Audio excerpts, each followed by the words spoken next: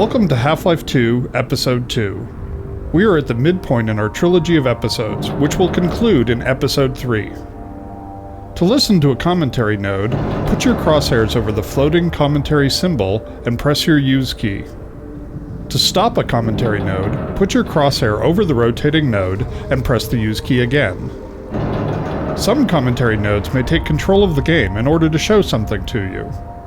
In these cases, simply press your Use key again to stop the commentary. Please let me know what you think after you've had a chance to play this, our latest installment in the ongoing adventures of Gordon Freeman. I can be reached at gayben@valvesoftware.com. I get about 10,000 emails each time we release a game, and while I can't respond to all of them, I do read all of them. Thanks, and have fun.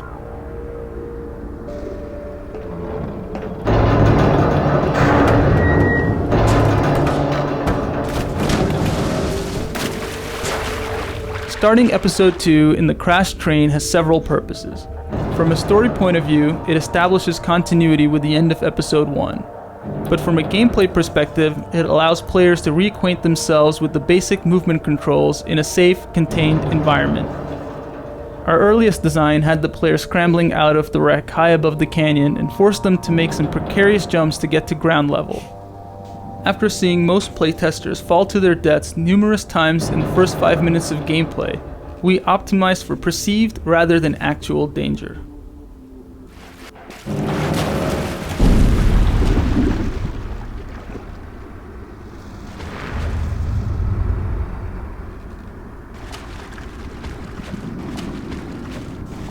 Гордон? Гордон, слава богу, ты жив. Погоди, я помогу тебе выбраться. О! Надеюсь, она не сломана. Отойди. Жму.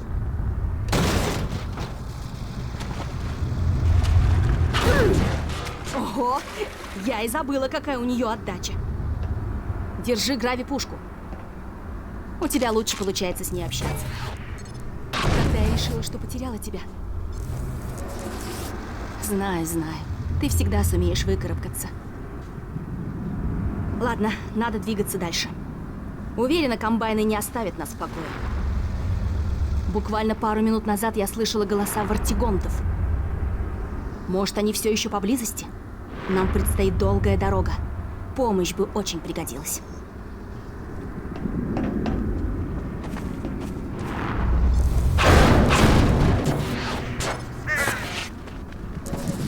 The destruction of this rail bridge was our first opportunity to showcase our new cinematic physics technology. We wanted to convey to the player the scale of the train wreck, and the delicate balance the damaged bridge was left in as a result. The structural deformation of the twisted metal was modeled with the help of surface-based spring networks, driven by particle systems. In this case, we actually passed a rail car through the bridge and solved the deformation dynamically. For the collapse, we used an offline large-scale rigid body simulation, a technology typically reserved for the visual effects industry. In this simulation we have about 750 moving parts, calculated with coarse convex hulls. These in turn drove a skeleton network, to which the high-resolution geometry was skinned. Particles were then emitted from the transforming geometry and calculated in-game. Having established the super portal as a threat in the opening vista, we decided it would make a useful landmark as the player traveled toward White Forest. In Half-Life 2 and Episode 1, we could count on the Citadel being visible in many of the maps, casting its shadow over the world. The Super Portal plays the same role in Episode 2, anchoring the player in a world while providing them with visual updates on the developing threat. The addition of beam effects and Portal Storm shockwaves help bring the portal to life and make it more than merely a static background element. For the ominous mass of clouds which swirl above the destroyed Citadel, we devised a shader effect to give the impression of depth and complex turbulence. The actual geometry rendered for this effect is a single flat polygon, but through a series of pixel shader effects, which composite several texture layers, we are able to achieve the impression of realistic churning clouds. In the offline pre-visualization work that we did to initially define this effect, we developed a very realistic simulation with more than 30 layers of clouds. With real-time shader techniques, we were able to achieve an equivalent look while maintaining an interactive frame rate. The view of the ruined yet still dangerous City 17 is a good example of a classic Half-Life vista. Vistas are sweeping scenes where many elements of design come together. This one reminds the player of what he's accomplished in Episode 1 while setting up the threat that will hang over the rest of Episode 2. It establishes the mood with a stunning skybox and shader effects, shows off believable character responses, and also literally sets the episode into motion.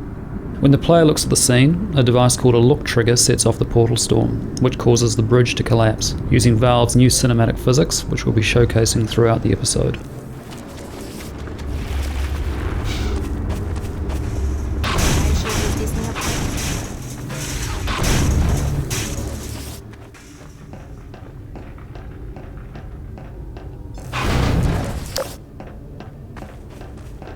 Не удивлюсь, если тут были повстанцы.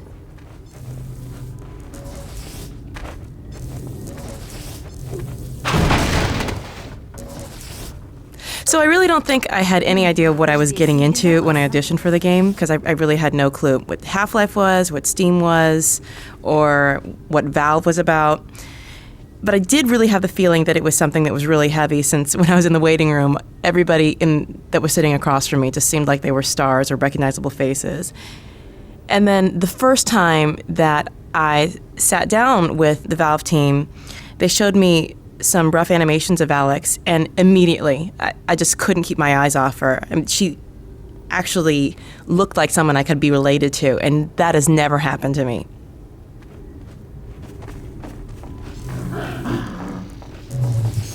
Зомби. Я возьму их на себя.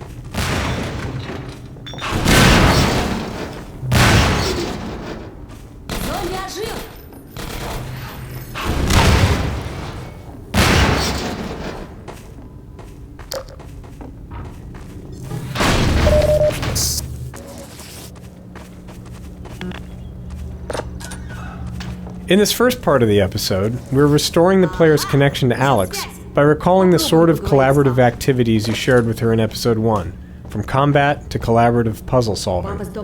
Notice that as she works to restore power to the transmitter, she's careful not to steal the player's fun by doing it all herself. She doesn't actually solve the puzzle, although she sometimes thinks she has. This adds to her charm and helps her feel more human. Of course, the reason we're doing this is so that you will care when bad things happen to her. This transmission scene was added fairly late in development, after hearing from playtesters that they weren't sure where they were going or why.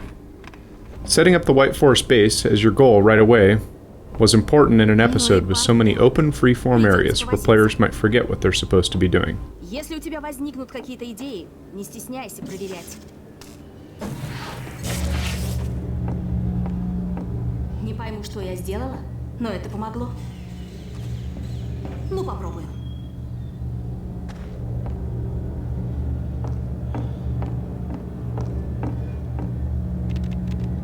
Белая роща, это Алекс Венс, вы меня слышите? Белая роща, ответьте. Белая роща, вы меня слышите? Алекс, господи, неужели это ты? Да, Гордон рядом со мной. Нам удалось выбраться из Сити-17. Алекс, слава богу. Это просто невероятно. Не волнуйся, папа. С нами все в порядке. А вот с Цитаделью творится что-то очень странное. Да, мы тоже наблюдаем за ней. Кто-то контролирует процесс распада и собирает энергию в портальный луч. Это комбайны. Они пытаются открыть новые врата. Именно так. Вы наблюдаете перед собой зарождение сверхпортала. Если он наберет полную силу... Но повторится 7-часовая война. Только на этот раз нам не продержаться и 7 минут. О, Господи. Гордон? Так вот для чего они отправляли эти данные. Чтобы... Данных? Из Цитадели? Мы были в зале управления. Они скармливали огромные пакеты данных в программе уничтожения ядра. Магнусон слышал? Даю голову на отсечение. Это был код портала. Слышал, не глухой. Я скачала весь пакет. С тех пор за нами погоня. Еще бы. Понимаешь, Клайнер, это краеугольный камень всех их планов. Прекрасно понимаю. Когда это я В программе сказал, что... уничтожения должен был быть заложен код сеанса связи с внешним миром. Так вот, юная дама, к вам в руки попал код связи с главной инопланетной базой комбайнов. Если я не ошибаюсь, а ошибаться мне нет причин, то это тот самый код, который пытался получить доктор Моссман. Сколько вы будете сюда добираться? Мы лишились всех вещей, но скорее Нельзя всего... терять ни минуты. Мы ускорим подготовку к запуску. Как только вы появитесь у нас, мы закодируем спутник и отправим его на орбиту. Торопитесь, ребята! Только ради бога, будьте осторожны. Подтверждена способность Связь прерывается. организма к Ответь, размножению. папа, ты меня слышишь? Папа! Начинается зачистка сектора. Нет. Установлена отдаленная За нами по-прежнему погоня. Приказ Надо от них уничтожить. оторваться. Удостовериться в прекращении жизнедеятельности. Ограничить доступ к подруге.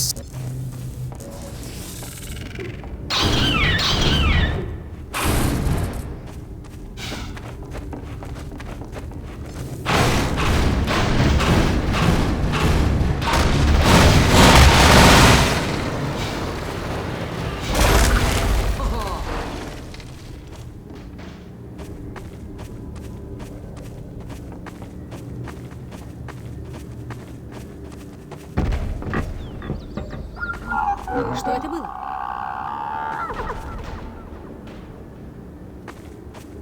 Ты слышал?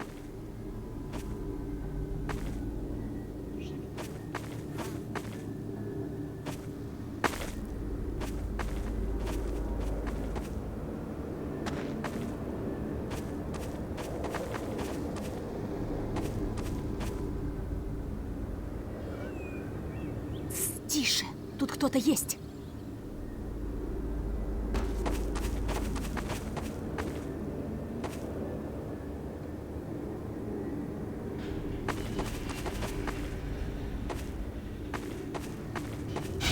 Гордон не придумал, как открыть ворота.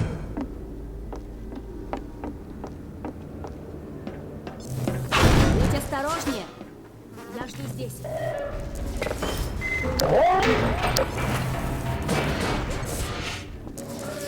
Гордон, у меня такое чувство, что кто-то есть. Боже мой!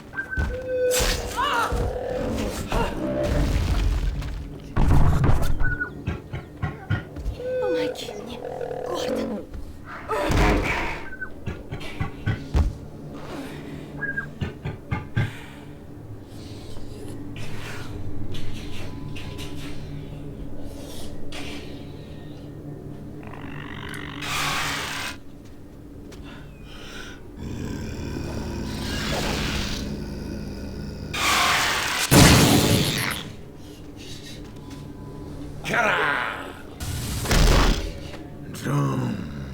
Джола, Гулалаба.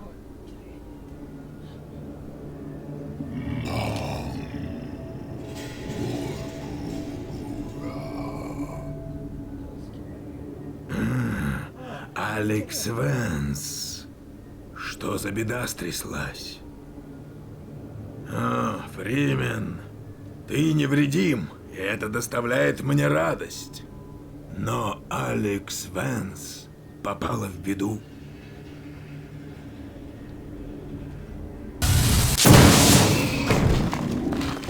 From the beginning of episode 2's design, we intended for Alex to be gravely injured and fall into a coma.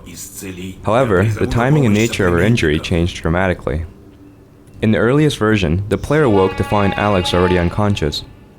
We wanted the player to be unsure what to do, but instead this turned out to be merely confusing. In the next iteration, Alex balanced precariously in the train car near the player, only to slip and fall as the train shifted. This was unsatisfying because we have painted Alex as tough and agile. Having her injured in a fall seemed arbitrary and impersonal. We kept trying to add a stronger emotional aspect to her injury, something that would give rise to anger and fear. Around this time, the hunters were coming online, and we were having trouble giving them a really powerful introductory moment. Solving both problems at the same time we introduced the hunters as the cause of Alex's injury. Creating the sound of the Vort's call was a refreshing break from scoring huge explosions or the bridge destruction. We wanted something subtle that would communicate the Vort's general nature as well as its specific cry for help. Sometimes it can be difficult to process sounds while still giving an organic quality to the voice. To design a sound that contained a sense of the alien personality without just sounding like another animal call, we found a way to add and process overtones while subtly altering the phrasing of the pitch. The resulting sounds give the impression that the Vorts are in fact communicating among each other with a dynamic dialogue of calls as opposed to speech.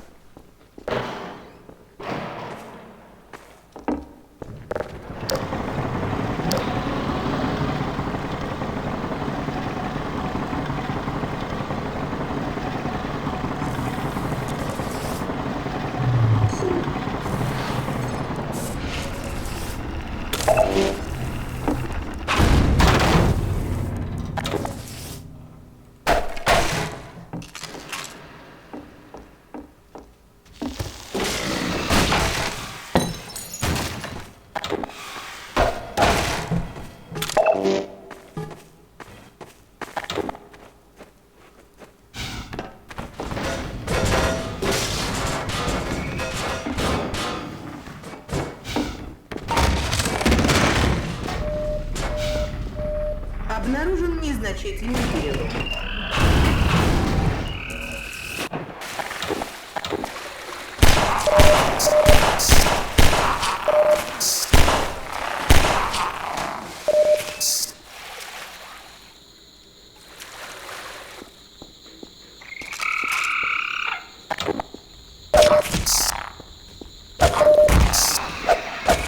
In early tests, playtesters didn't realize that antlion grubs dropped health nuggets, since they tended to pick up the nuggets by accident after squishing the grubs. In order to showcase the feature, we placed a grub on the far side of this webbing. When a player breaks the web, they squish the grub and send the nugget rolling. Most players chase the nugget and naturally understand how to exploit grubs in the future. The antlion grubs were initially created for Half-Life 2, to visually flesh out the life cycle of the antlions. We never found the right place for them in that game, but as we developed the antlion environments for Episode 2, they were an obvious choice for Resurrection. In addition to their role in the life cycle of the antlion, they provide an equally valuable service in these dark tunnels: light. As the grubs came to life, we made sure that killing them was more rewarding. In addition to the satisfying squish effects, we added the health nugget for ailing players. Soon, we found many players were compelled to squash every grub in the map. It's worth pointing out that grubs also play a role in our dynamic resupply system. The more injured you are, the more health they provide, which allows us to create a consistent level of challenge for players at differing skill levels.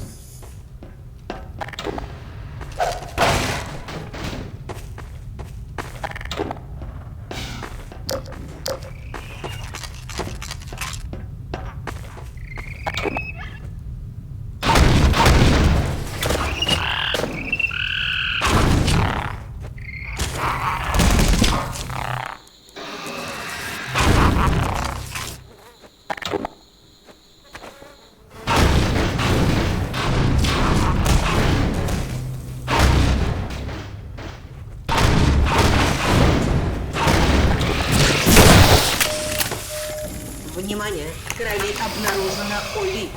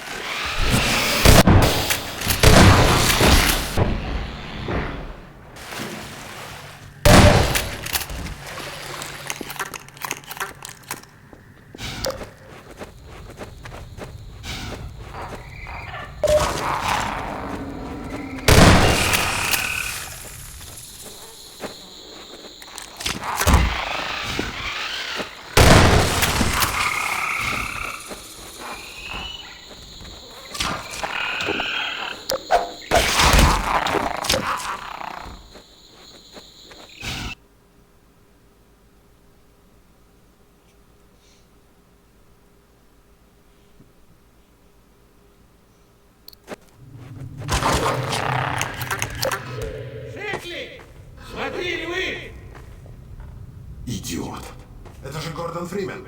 Вартигон говорил, что он скоро появится. Доктор Фримен, Алекс Вайнс там. Форд пытается привести ее в чувство. Griggs and Sheckley started off as minor characters who were just used to explain the setup for the turret battle.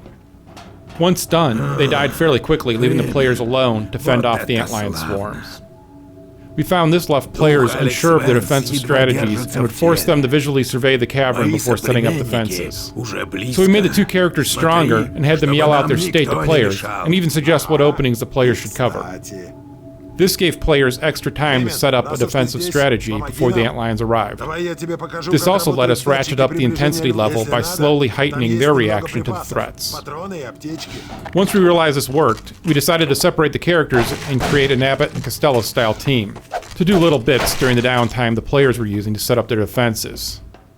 We ended up with entertaining character moments that also cued the player on game state and events. In Half-Life 2 and Episode 1, players learned that turrets will always attack them, unless they are reprogrammed by allies.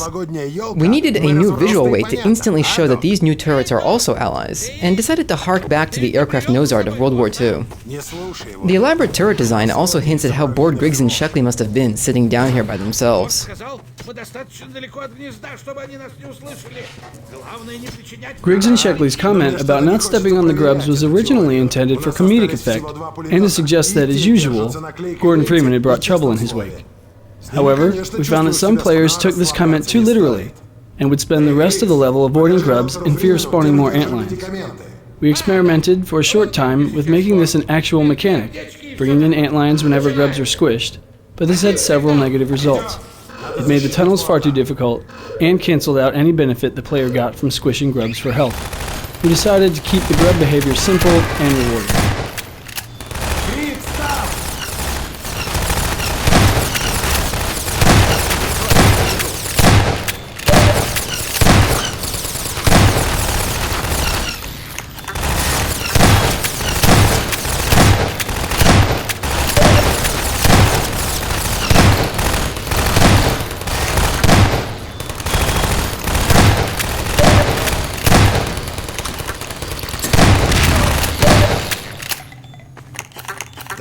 Ты когда-нибудь раньше видел муравьиных львов? The breach is a rough, earthen tunnel, which many playtesters tended not to notice when the attack began. They felt they had been told to defend only the 3 marked tunnel openings. We addressed this confusion by changing the sequence of antlion waves so that the second attack came through the breach. Players then understood that all 4 openings were vulnerable.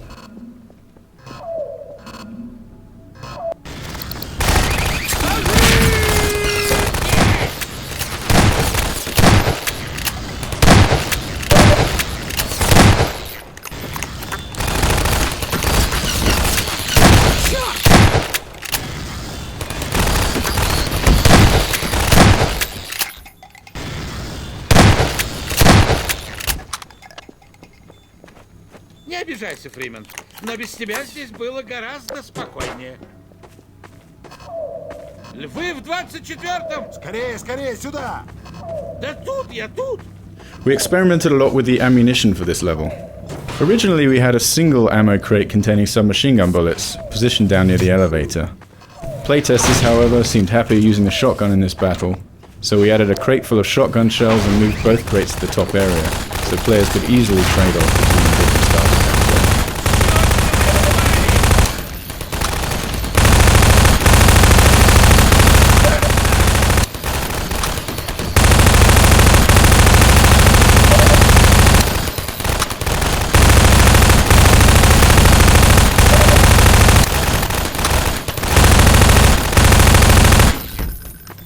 We experimented a lot with the ammunition. Давай, не отставай! Может, тут останемся? Мы на 36-м? Да, займись 12. Давай, в следующий раз, когда на меня нападет лев, ты поможешь отбиться. Да, конечно, не заметить 1,5-метрового жука. The turret battle design went through many changes. Early stages had the player controlling 3 turrets and not ever having to fight antlions directly. After playtesters complained of not having anything to do during the battles, we changed the number of turrets to leave the player underhanded when in later rounds all the tunnels are active. This creates a better mix of resource management and combat. Later, we added this tweaked version of the hopper mines to give players yet another tool for fighting the onslaught.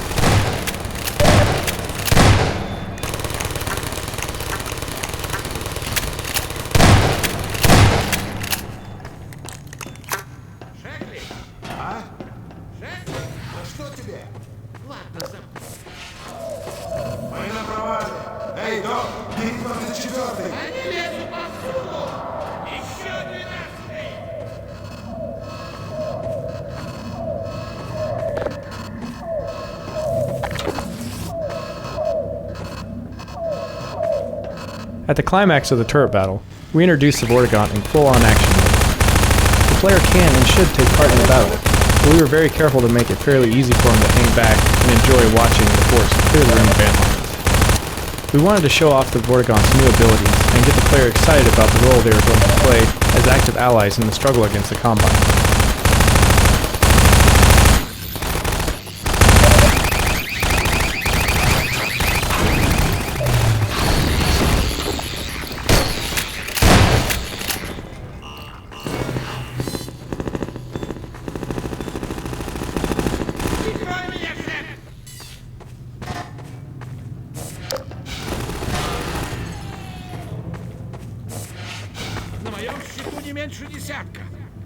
Да мы каждый сняли по десятку, а их там сотни. Док, право на тебе. Мы на 24-м. И что был едят с этой дырой?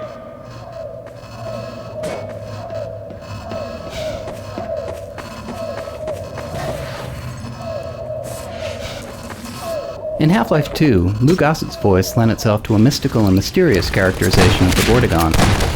In Tony Todd's reading for Episode 2, we heard new possibilities for a Vortigaunt who's more of a mystic martial artist.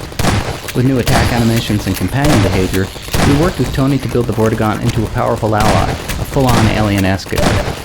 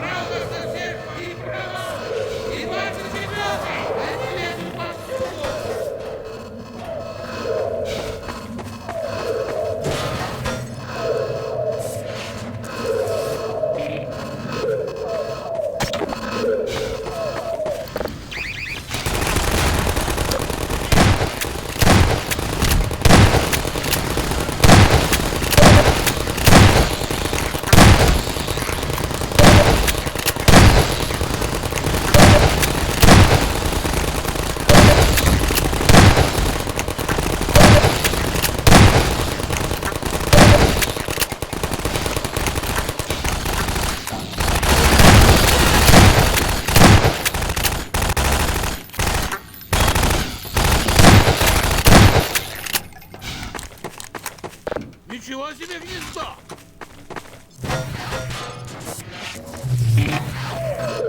Два сигнала! Берем на себя 36-й! Иди со всеми тоннелями, Фримен! Мы справимся, парни, верно? Мы справимся.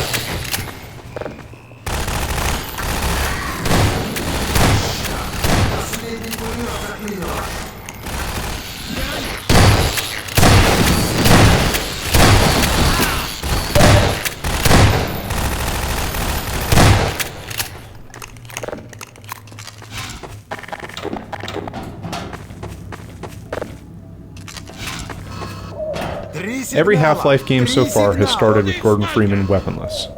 Assuming some players had just played through episode 1, while others might not have played it at all, we had to decide how long we should spend parceling out new weapons and providing adequate time to player practice with each one.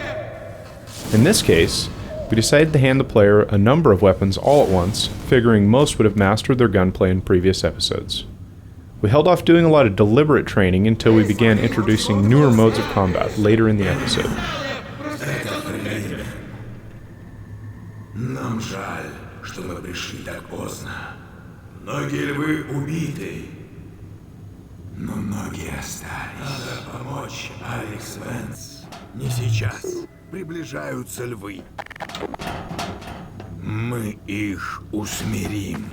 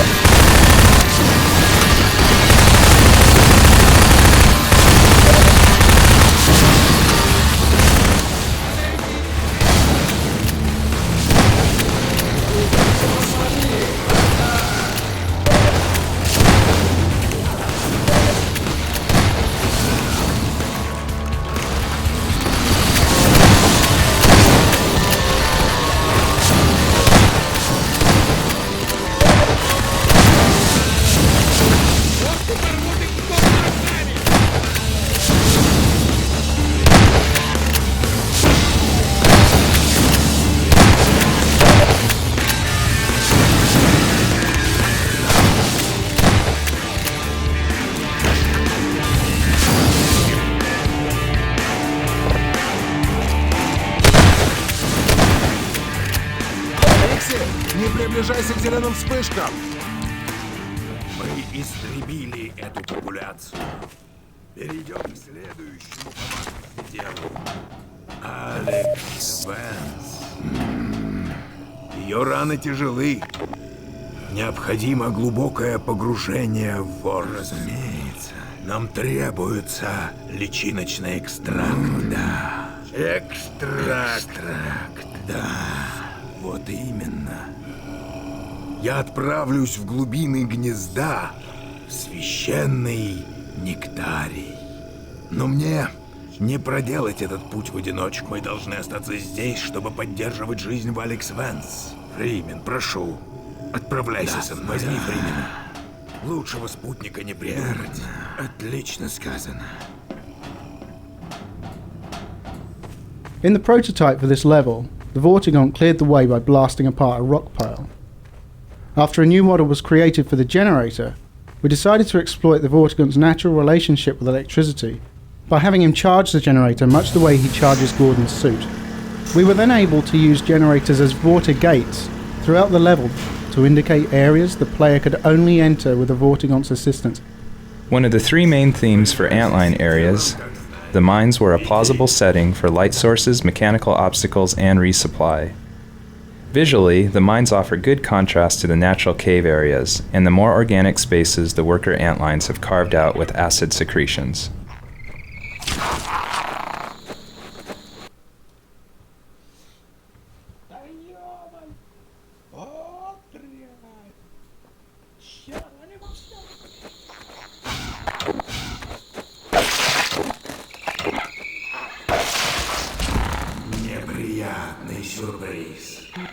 The Antline web stacks, grubs, and workers show off a new illumination shader we developed especially for this level. We began with concept art for the web stacks, modeled those, then added the material parameter that allows the model's self-illumination to be modified based on the angle at which the player views them. The end result is an object that looks lit from within by a weird volumetric light.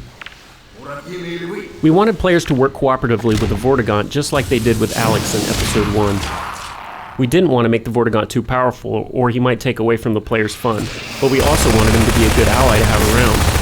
One solution, shown in this scene, was a shock attack where the Vortigaunt would stun a group of antlions so that the player could finish them off.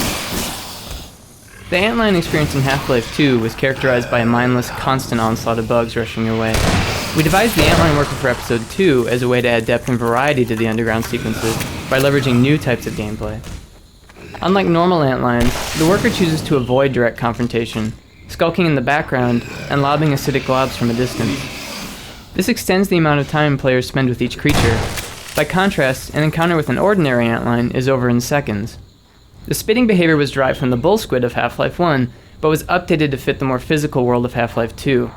To that end, the spit globs are not merely sprites, but physically simulated objects, flying through the air along realistic trajectories. This cave was originally designed with a pit in the middle, so the player could punt antlions into it with a gravity gun. In playtest sessions, however, very few of our playtesters actually used it in this way. The pit stayed in the room, but we changed the path to allow the player to descend into it and come back out.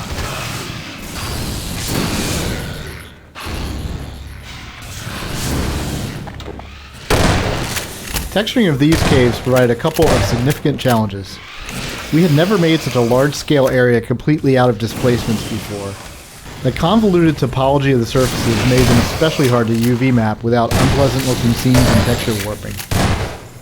After some early attempts, we decided that we were not going to be able to map this area using conventional UV mapping, so we decided to write custom shaders especially for the caves. Our custom shader combines multiple axis-aligned projections based upon the surface normal. This largely fixed our problems with stretching and seams. Since we wanted to provide dramatic lighting in these areas, particularly when lit by the flashlight, we augmented the source engine's radiosity bump mapping with a new piece of technology. This allowed us to create a form of bump maps in which the bump map surface details actually cast soft shadows across the surface. This emphasizes the surface bumpiness, especially when the light is at grazing angles. Внимание! В крови обнаружено внимание! Химическая опасность. Соблюдай осторожность. Состояние ухудшилось.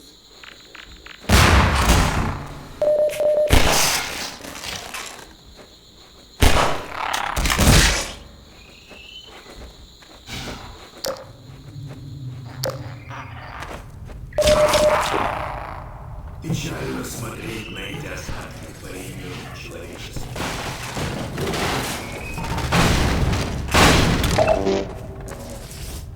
Turning the Vortigaunt into an expressive character was a challenge for animators, given that he doesn't have what you call a traditional face. To bring out his personality, the animators concentrated on shifting body weight and broad hand gestures. Most importantly, where human characters tend to move their heads a lot for emphasis, we concentrated his performances on expressive spinal motions.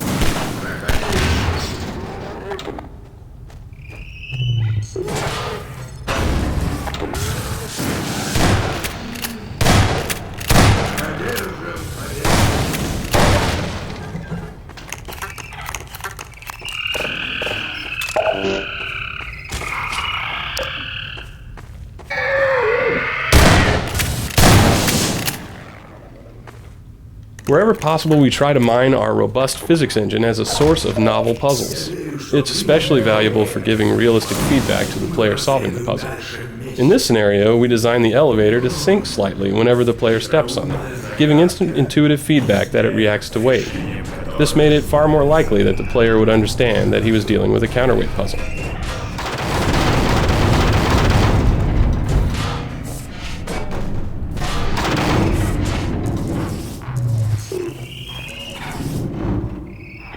We like to lull players into a trance, then startle them. Here, we convince players they are expected to explore and solve puzzles for a long time. Then we abruptly change the mode of gameplay by throwing grenade-lobbing zombines at them.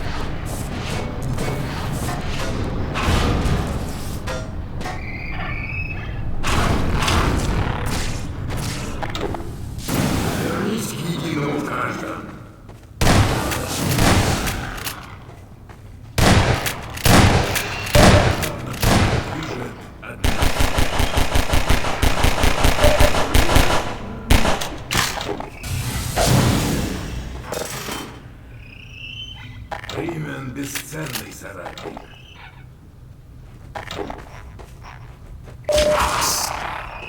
Плох тот генератор, что не может работать без вортигонта.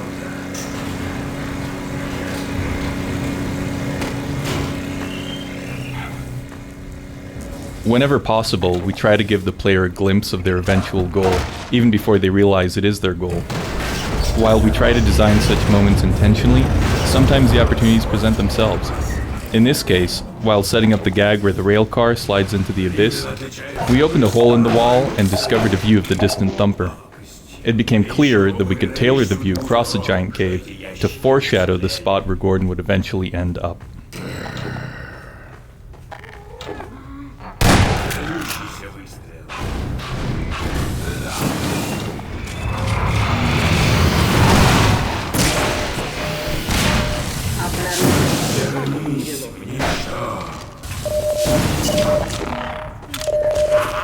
Морфий,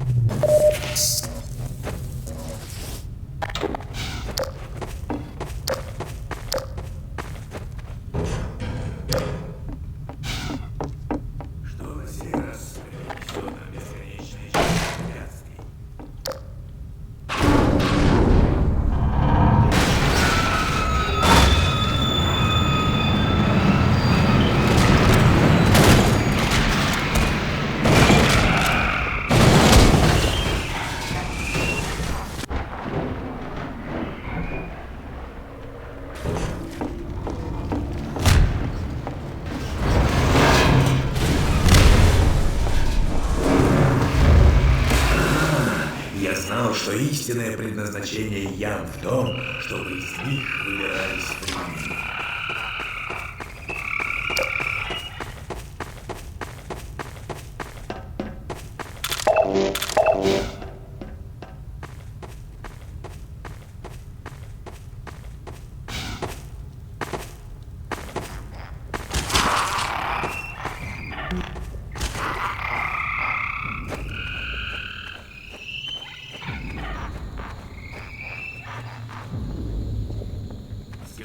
На той стороне пропасти.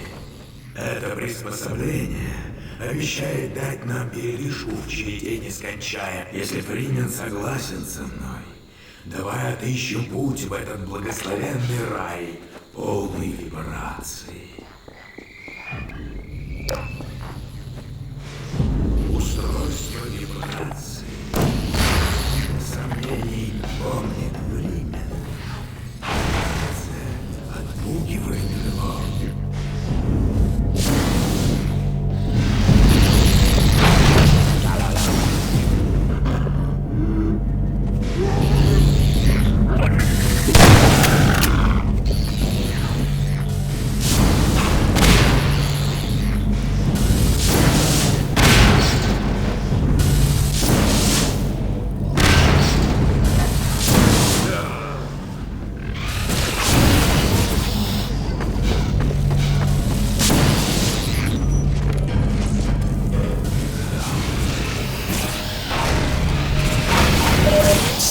обнаружена улика.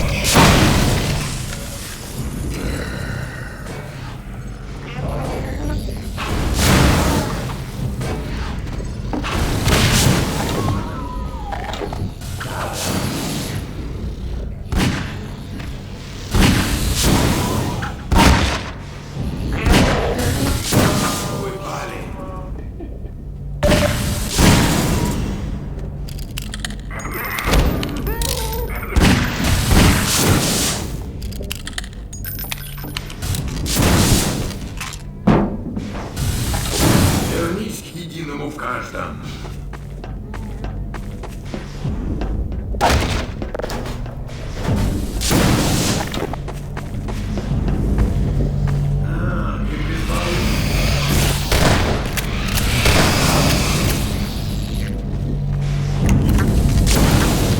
Берегись, время.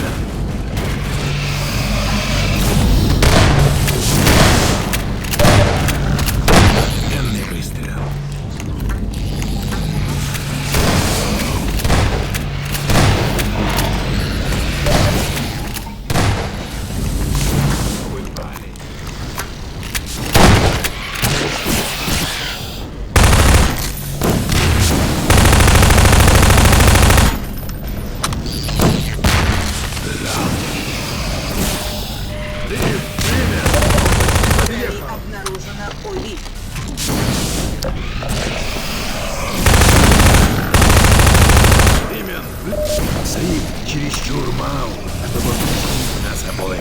Поезжай один. Я присоединюсь к тебе, как только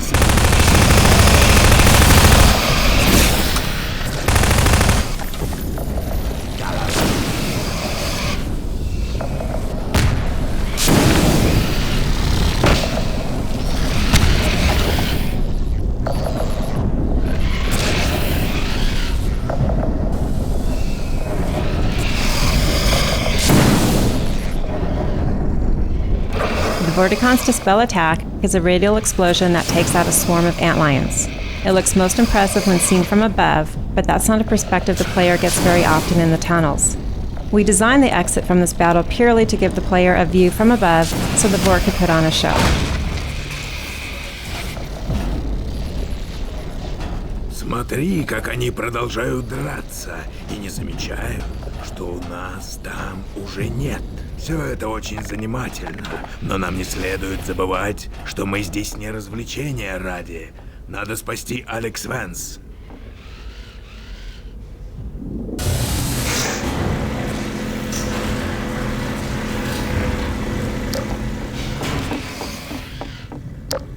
Originally, this room came directly after a long stretch of combat with antlions, and opened up into more of the same.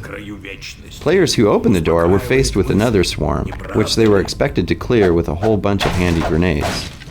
However, most playtesters were fairly tired of antlion combat at this point, so we decided that a complete break from antlions would be an even better alternative to blowing up more of them with grenades.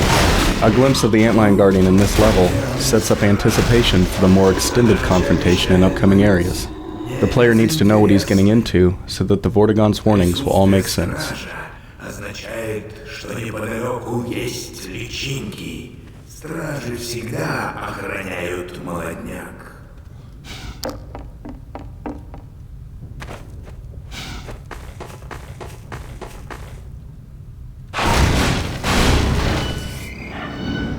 For most of this episode's development, there was a counterweight puzzle in this area, one the player had to solve while under attack by antlions. Although it was a clever puzzle, we felt the underground experience was already long enough, so we removed it and streamlined the path to the nectar. Having too many obstacles made it hard to keep up the sense that recovering the nectar was an urgent task.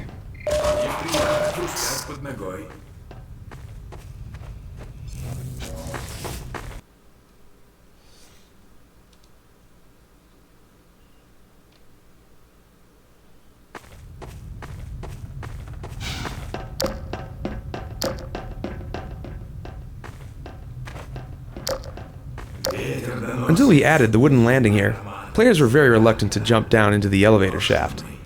Some playtesters went all the way back to the previous level looking for another way down.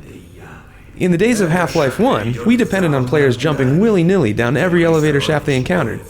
But over the years, they've learned to be afraid of the things we tend to put down there. Мы сможем быстро воссоединиться с ними, если будет работать лифт. Но как? Как нам спуститься? Храбрый поступок, Фримен. Может быть, ты найдешь способ, окажешься в нижнем зале.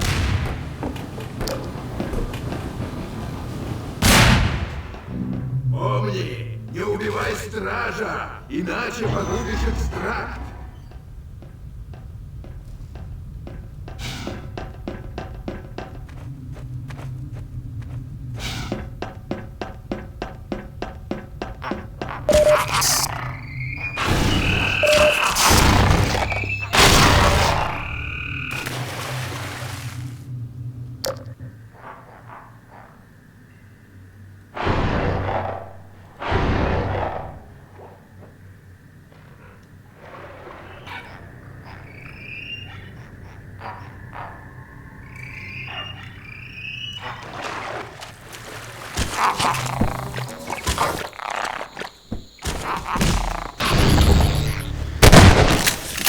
One of the major graphical enhancements we made to the source engine for Episode 2 was the addition of shadow mapping for the player's flashlight. This allows the flashlight to cast soft, dynamic shadows into the world, adding realism and drama to the scene, particularly in dark underground areas like this one, in which the use of the flashlight is required to navigate the space. As you move around, notice that all objects in the world cast and receive realistic shadows from your flashlight.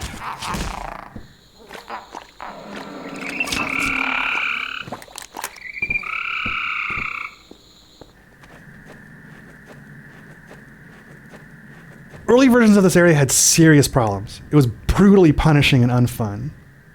We were trying to make an experience about timing and tension, but playtesters perceive this as another boss battle. But without physics and explosives, there's no way to kill the Guardian.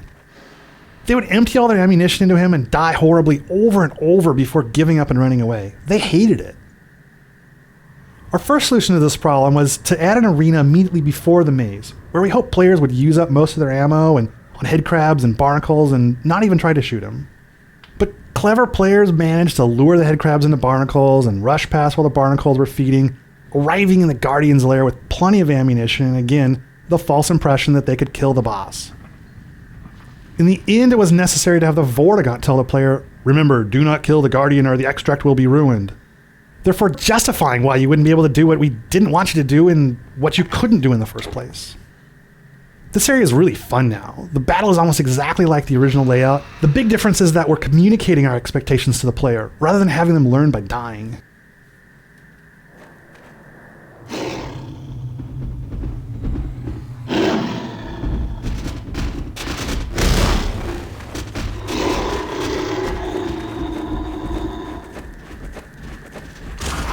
In Half-Life 2, the Antlion Guard was originally meant to be a sort of super bug bloodhound that pursued the player through caverns and harassed him while he slipped into small spaces to hide. While we never realized that design in Half-Life 2, this scenario is, for the most part, exactly what his original design sought to accomplish.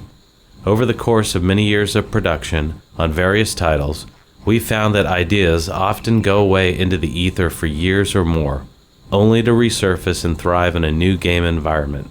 Even failed prototypes can flourish down the road. Before we simplified the path through the Guardian's lair, we allowed a right turn at this junction, leading the player right back to where they began. One of our playtesters continued to repeatedly turn right here for half an hour. That was a compelling argument for removing the maze-like elements. The antlion tunnels, carved out by worker antlions using their acid secretions, make up the third of 3 subterranean spaces with a distinctive visual style, man-made mines and natural cave formations being the other 2. The presence of crawl spaces was dictated by game design, but they evolved into chambers that fit logically within the life cycle of the antlions. Here, the young grubs can develop and feed in safety, although, conveniently for the player, they cannot digest useful items such as health kits. One change we made to Episode 2 was to decouple the flashlight power from the suit power. Playtesters constantly had their flashlight on during the guard chase sequence and were unable to sprint to safety because the flashlight drained their suit's sprint ability. We wanted players to be able to outrun the Guardian with their flashlight shining. Sometimes we are forced to make trade-offs between conventions we've established in earlier installments and gameplay we need now. It would be silly to not have cool-looking underground passages just to keep flashlight behavior consistent until the end of time. As for the rationale within the story, players might assume this new feature was apparently the result of damage sustained in the train crash. In early versions of this map, the tunnels here were more maze-like, with branches, loopbacks, and dead ends. After watching numerous playtesters get lost, it became obvious that they were not having fun. We simplified the paths and added a number of one-way choke points. The curving tunnels still keep the player in suspense, but as long as he keeps moving, he'll continue to progress, with very little time wasted in retracing steps.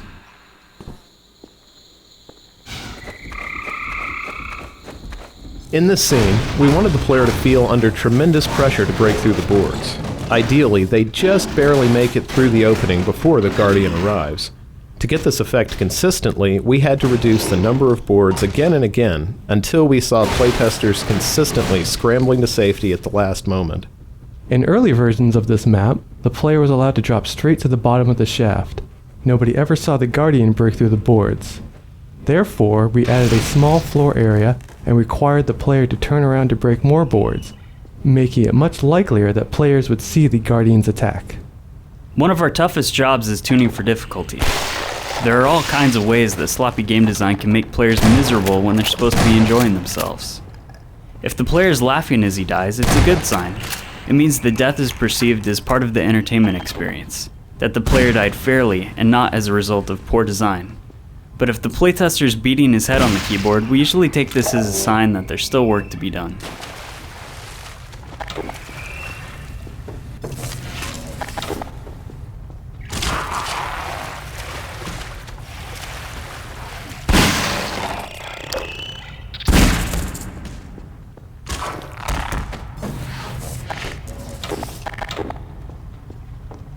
At various times in development, this gear was loose in the environment, tucked in a dark crevice, hidden in a small box, or lost in the bottom of a flooded pool. One playtester, unaware of his low health, actually drowned in 2 feet of water while retrieving the gear. We realized that attaching the gear to a chassis identical to the engine motor was the best way to help the player make the connection between this gear and the empty space on the other assembly.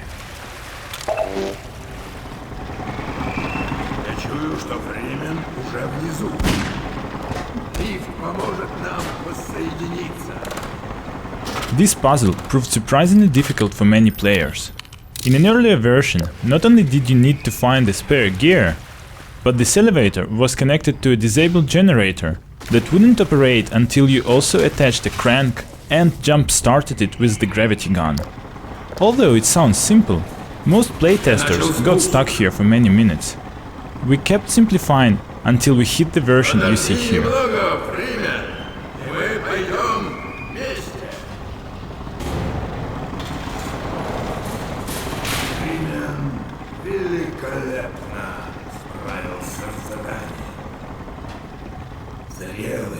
Совершенный аромат, зовет. Иди за мной, Фримен. Я приведу нас к его источнику. Ты сделал самую сложную часть работы, открыв нам путь в это. Поистине, жизнь Алекс Вэнс в надежных руках.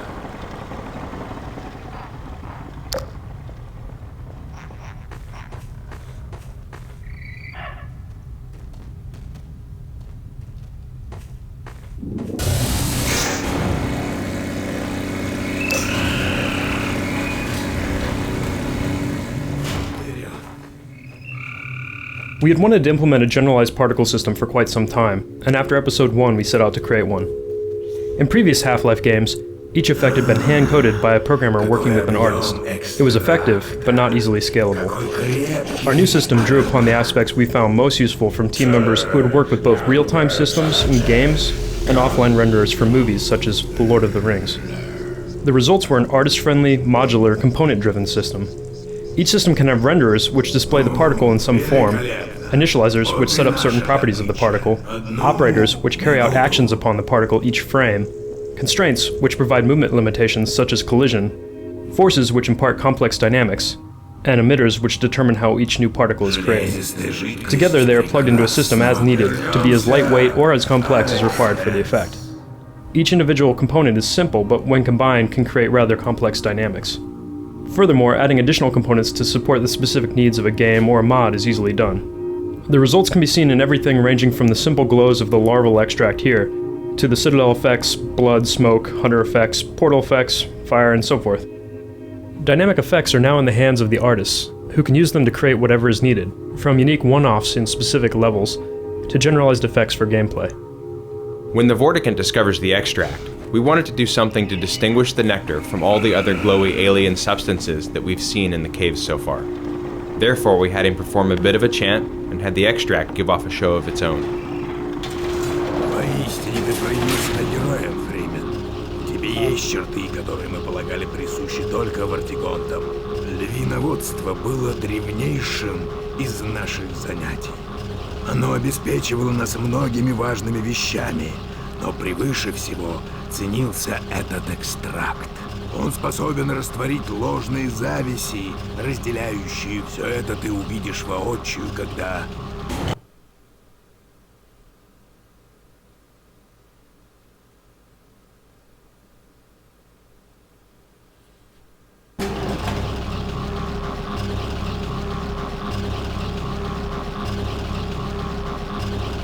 Импульс исчез.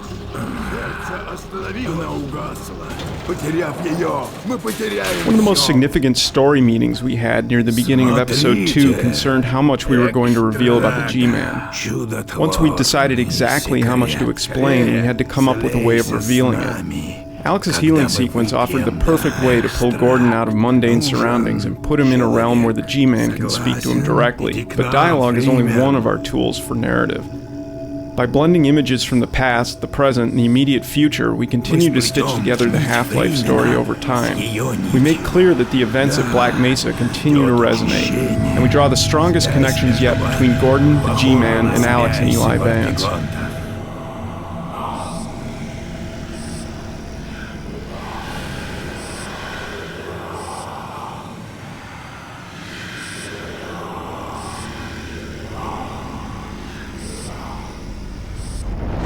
Доктор Фримен, я осознаю, что выбрал не лучшее время для беседы, да, но мне пришлось дождаться момента, когда ваши друзья не смогут нам.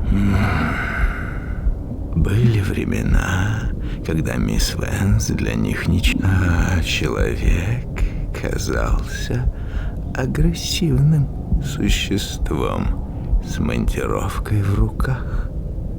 Вытащив ее из черной мезы, я поступил наперекор уверениям в том, что она обычный ребенок, не представляющий интереса.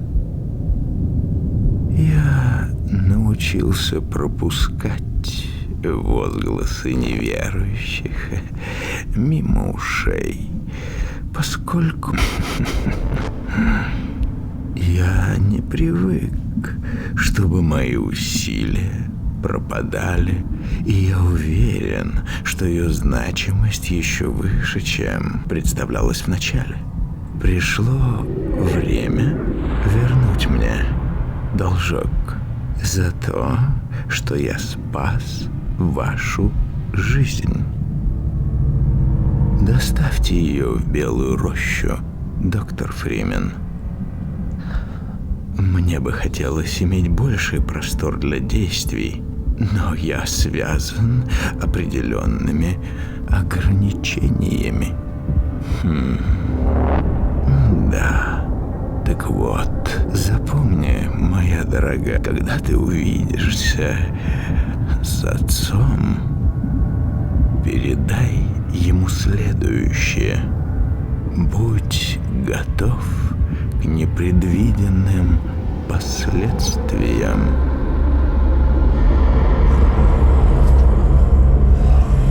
Она шевельнулась. Форт-форма приобрела целостность. We sometimes use sounds to set a mood rather than to literally underscore the on-screen action. The G-Man sequence you just saw, for example, relies heavily on the use of abstract and ambient sounds. We wanted the soundscape to have a deadened, internalized quality that you get from putting your hands over your ears. So we started with recordings from inside the womb. If you listen closely, you can hear the internal gurgling noises as well as muffled heartbeats. We then added various other effects around the rhythm of the heartbeat, plus long-tailed reverbs. None of the door or transition effects are literal interpretations, but are obscure metal and feedback sounds created to work in sync with the observable actions. So all of these things contribute to the scene's dreamlike quality. Нам надо спешить. Еще немного. Но надо вернуться в Белую рощу. От этого зависит все. Не бойся, мы покажем вам путь. А теперь осторожно попытайся подняться. Ого! Не знаю, что вы сделали, но кажется, мне сильно повезло, что я осталась жива. Идем. Я покажу дорогу в Белую рощу. Давай, Гордон, становись Мы рядом. продолжим охоту за советниками. Прощайте. Безопасной дороги. Доброго пути. Удачи вам! Давай, Фримен, сохраняй адекватность! А это что, черт возьми, значит? Понятия не имею. Что-то в стиле вортигортов.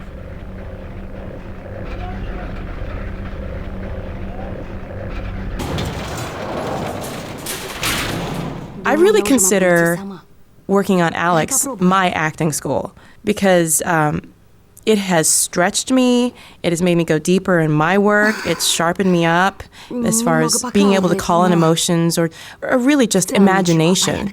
A creative spirit is really just a lot of imagination, I think. And afterwards, I always seem to be sharper in everything I do. I always have a good show at night, or I always go on to the next job with a heightened awareness or heightened presence. And it's only helped me. So thank you, Alex, for that.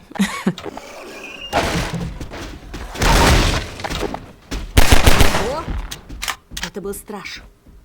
Кто-то здорово его рассердил. Страж в ярости из-за того, что мы забрали экстракт. Если он попытается мешать нашему продвижению, его придется уничтожить. Вы разворошили это гнездо. Неудивительно, что он злится.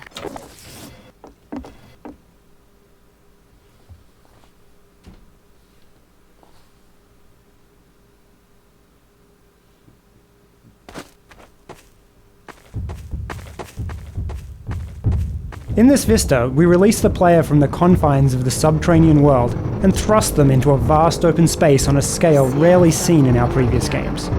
The narrative takes advantage of this scale as well.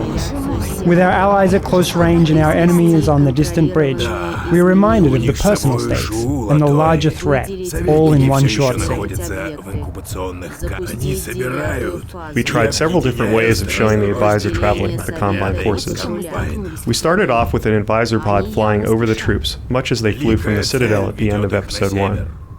However, we didn't want to give the impression that those pods were anything but emergency escape units.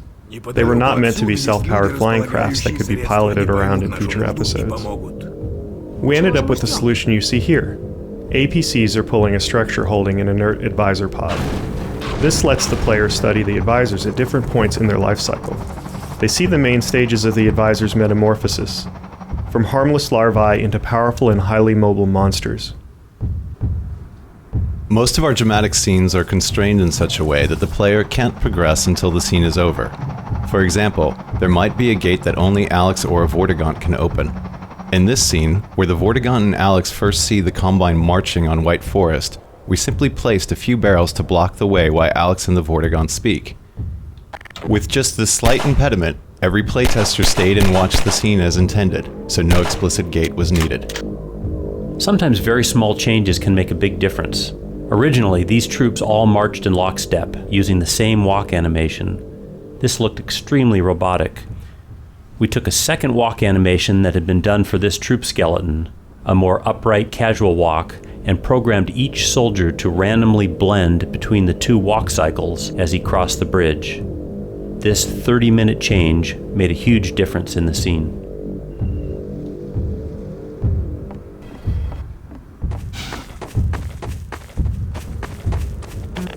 Alex's model underwent some upgrades for Episode 2.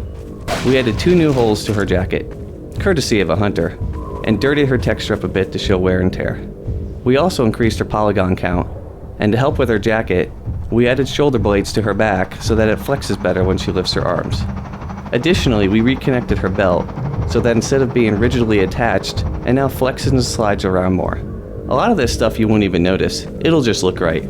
Yeah, that's Alex. She's wearing a jacket. You wouldn't even think about it. It's easy to have the computer draw something stiff and awkward, but doing that pulls you out of the game. You stop believing in the characters. They just become icons. Our goal is to make our characters simply look natural, but to do that requires lots and lots of work and tons of new technology. The irony is, if we've done our job, you won't even notice. It'll just look right. Initially, we built this area around the sand traps mechanic from Half-Life 2, warning the player that stepping on sand would trigger swarms of antlions. Soon after the warning, however, the safe islands of rock ran out, and the player was forced to run across the sand as quickly as possible. Players were confused by this and upset because Alex and the Vortigaunt would simply say they had no choice and head straight across the sand. To solve this, we decided to stage the combat with safe zones around Thumpers instead. This vista is one of the largest open outdoor areas we've tackled in our games. When rendering such an area in real time, it's necessary to use various level of detail techniques made available to us by the source engine. For example, The distant foliage and combine enemies are rendered with far fewer polygons than they would be if they were meant to be viewed up close. Additionally, the organic shapes used to model the rocky outcroppings and valley floor below use complex shading operations to combine a relatively modest amount of texture data. This trade-off, which requires a manageable amount of texture data, allows us to use more polygons, enabling us to represent more organic shapes which are in contrast to the orthogonal forms common to our traditional urban environments. Early in the development for this level, we used an animation for Alex that showed her as clearly injured as she ran along behind the player. This really slowed her down, however, and playtesters did not enjoy waiting for her to catch up or going back to retrieve her. To address this, we started a recovery in the preceding map to make sure she was healthy enough to run at a regular speed before reaching this area.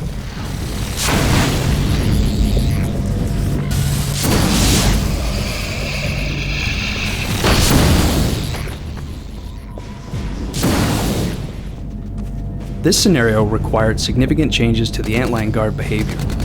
Players of past games were used to dealing with only one guard in a confined space and without anywhere to hide. In this scenario, the player had a safe zone, but couldn't remain there to accomplish their goals. One change we made to the guards was in altering how they throw objects at the player. Originally, they shoved objects directly toward the player at high speeds. These objects were really hard to dodge, and if you weren't paying complete attention, you could easily be blindsided and killed. The guards now hurl objects along an arcing trajectory, which not only gives the player a greater opportunity to dodge, but looks awesome. The player gets to see the guard launch a car from 100 feet away, then step aside just as it crashes to the ground where they were standing.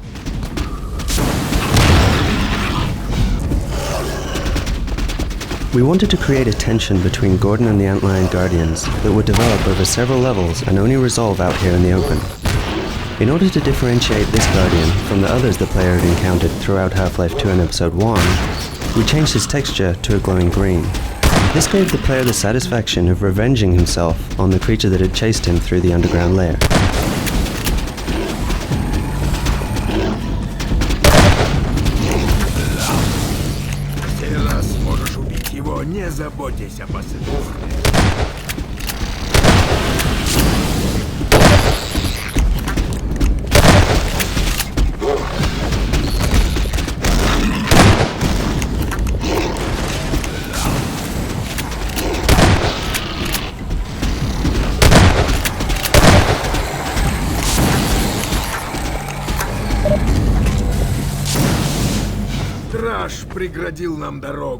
Some testers had trouble realizing when they were doing damage to the Antlion guards, so we've added a bleeding effect that grows more serious as the guards' hit points decline. This kind of visual feedback makes more intuitive sense to the players. It suits the biological nature of the creature and frees us from having to rely upon spoken explanations of gameplay.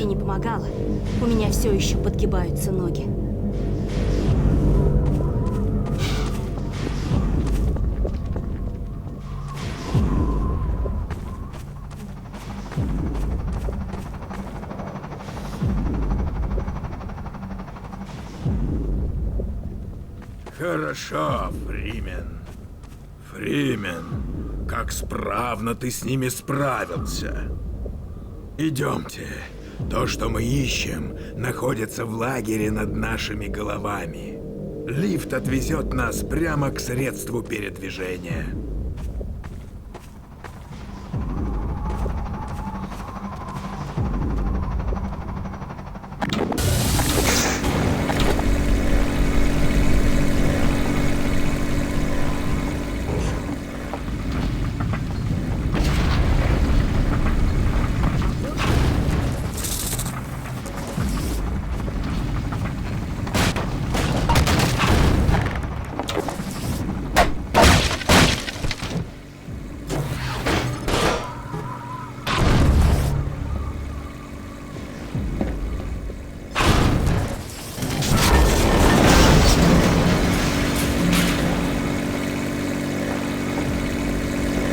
Спасибо, Гордон.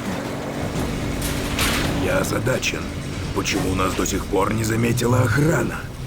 Думаешь, до них добрались комбайны? Эта теория имеет право на существование.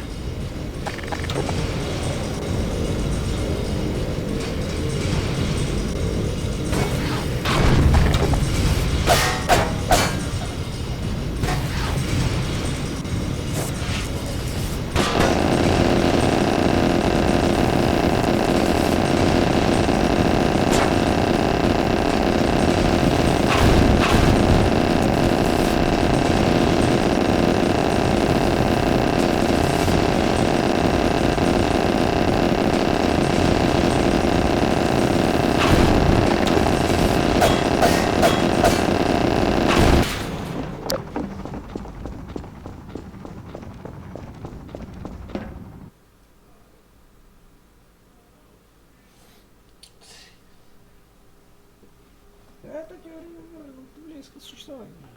Это вполне вероятная теория.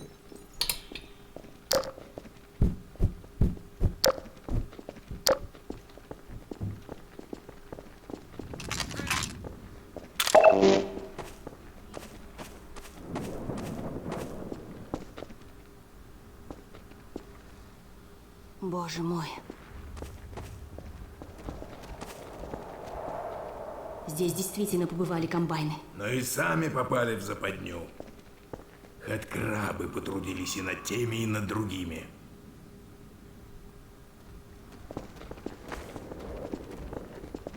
For attentive players, this is the first time we've allowed a glimpse of the G-Man since Half-Life 2. In Episode 1, we suppressed the G-Man's visitations completely, to show that he had lost track of Gordon. But after Alex's healing incident earlier in Episode 2, he is actively watching again. Keep an eye out for him. Напрашивается предположение, что они пытались скрыться, но дальше пропасти не уехали. Что же, раз они сумели завести ее туда, мы должны суметь вернуть ее оттуда. Рекомендуем поручить это задание Фримену. Эй, мне уже гораздо лучше. Улучшение сойдет на нет, если ты окажешься среди токсичных отходов. Лучше мы останемся наверху и прикроем Фримена, который отправится навстречу опасностям каньона. In Episode 1, Alex climbs up into a hidden room and uses a combined sniper rifle to assist the player.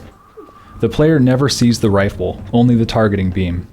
For Episode 2, we decided to show the combined sniper rifle and let the player know exactly where Alex would be standing when she used it. However, making it visible and accessible to the player required us to come up with a way to make the rifle usable only with the Vortigaunt's help. Though it's somewhat of a contrived and arbitrary device for keeping the player from using the gun, we felt it was a worthwhile trade-off, given that playtesters tended to enjoy the co-op sequence of Alex assisting them from above.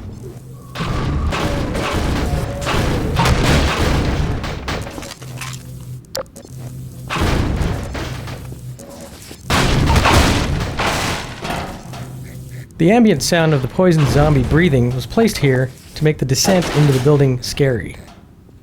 Although most of the team thought it was comical, there were a few playtesters visibly unnerved by it.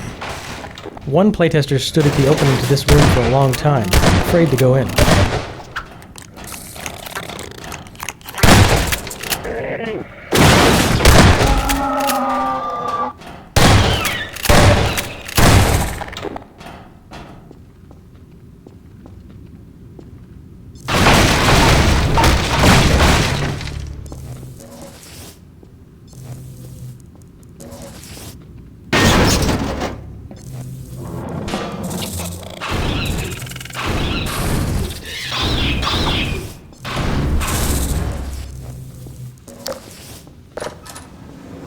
Training players who haven't played previous episodes is always a challenge.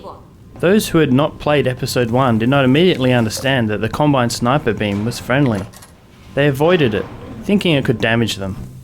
Therefore, we added this staircase scenario, where we reintroduce Alex's sniper behavior and make a show out of her shooting a zombie to protect the player.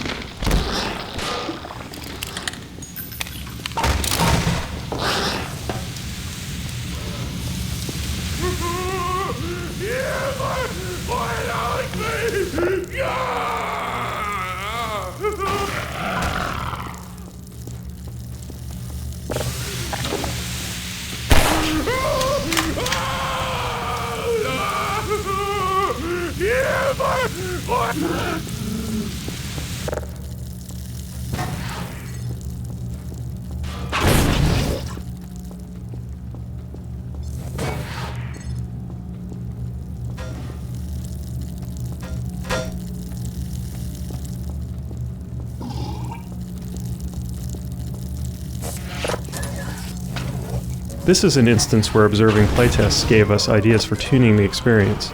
In an early version, playtesters would trigger the lights to go out and the zombies to wake up. Then, they would run out of the room and close the door. After seeing this repeatedly, we added a trigger allowing the zombies to open the door and chase the player.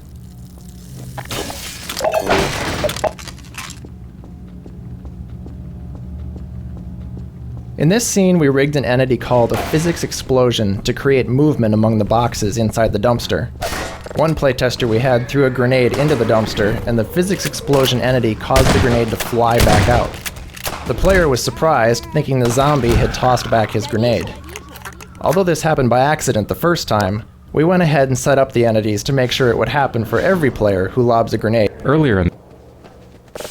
Earlier in this level, we blocked the path with fire and forced the player to turn off a gas jet to continue. Fire traps of this sort were plentiful in Half-Life 2, but we could not count on players knowing or remembering how to use them here. Having offered some brief training, we now build on the mechanic by having the player work with Alex to create a cooperative fire trap. Most players turn on the gas, at which point Alex shoots a zombie on the stairs to create the wall of fire. This triggers a parade of zombies to come out of the door below and walk into the fire.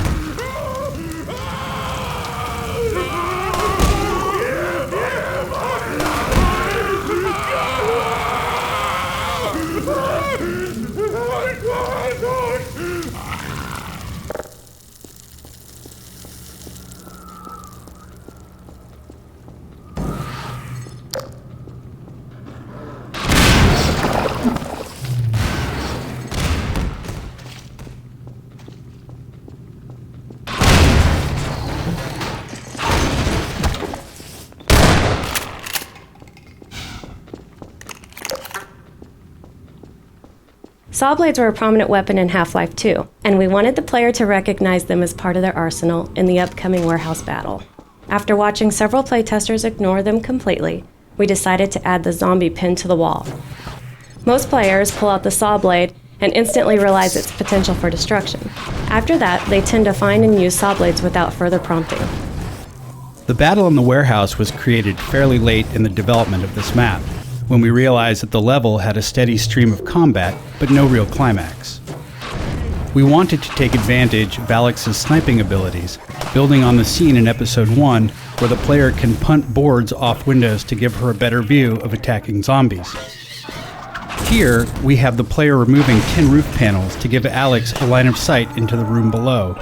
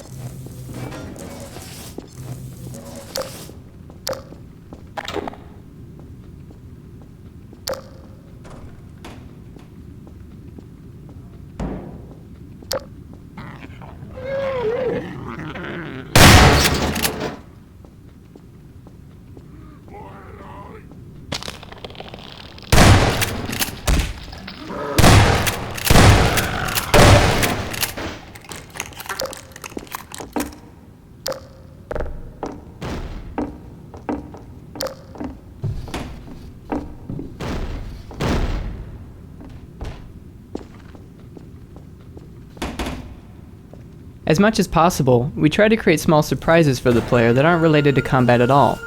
With this forklift puzzle, we wanted to trick the player into assuming that once they operated the lift, the puzzle would be solved.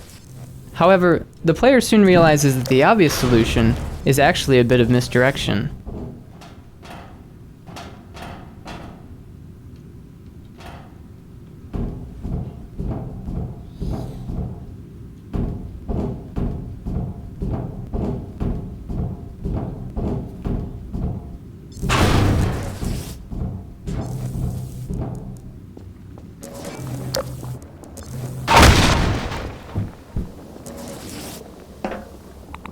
In previous versions of this level, the platform opened directly into this pit of toxic waste.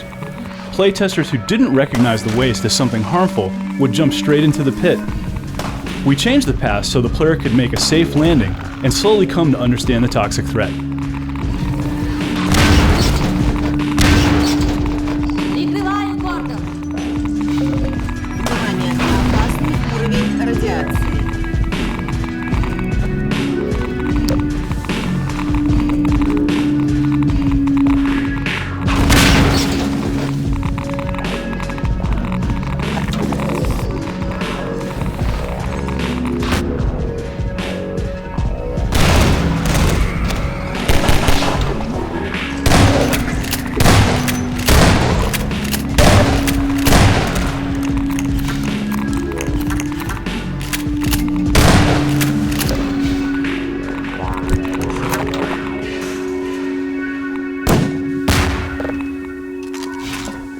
We always look for opportunities to add narrative touches in our levels.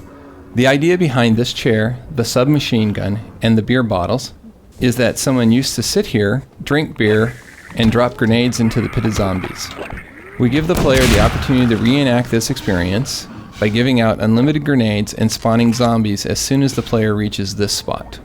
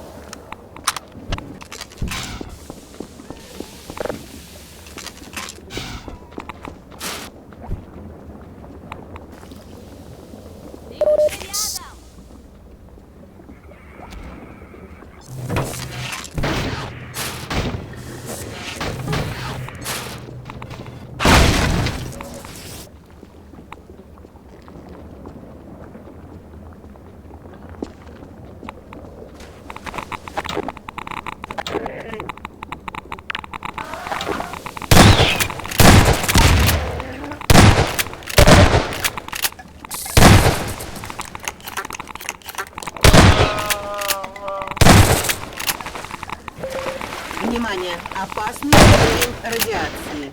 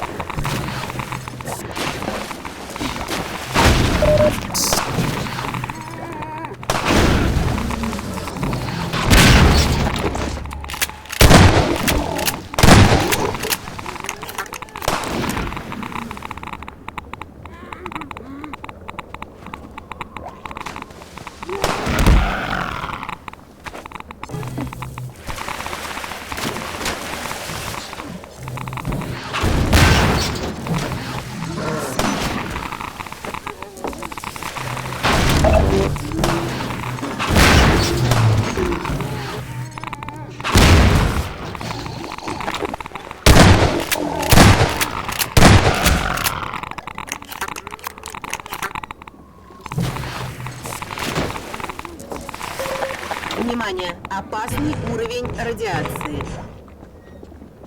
Отлично! Ты почти у машины.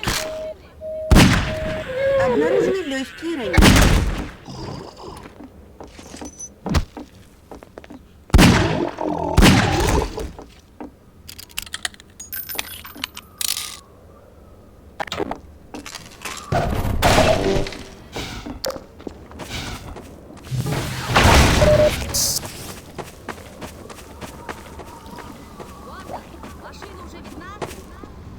Although this bridge is not the first occasion for cinematic physics in the episode, it was the original test subject we used to develop our effects.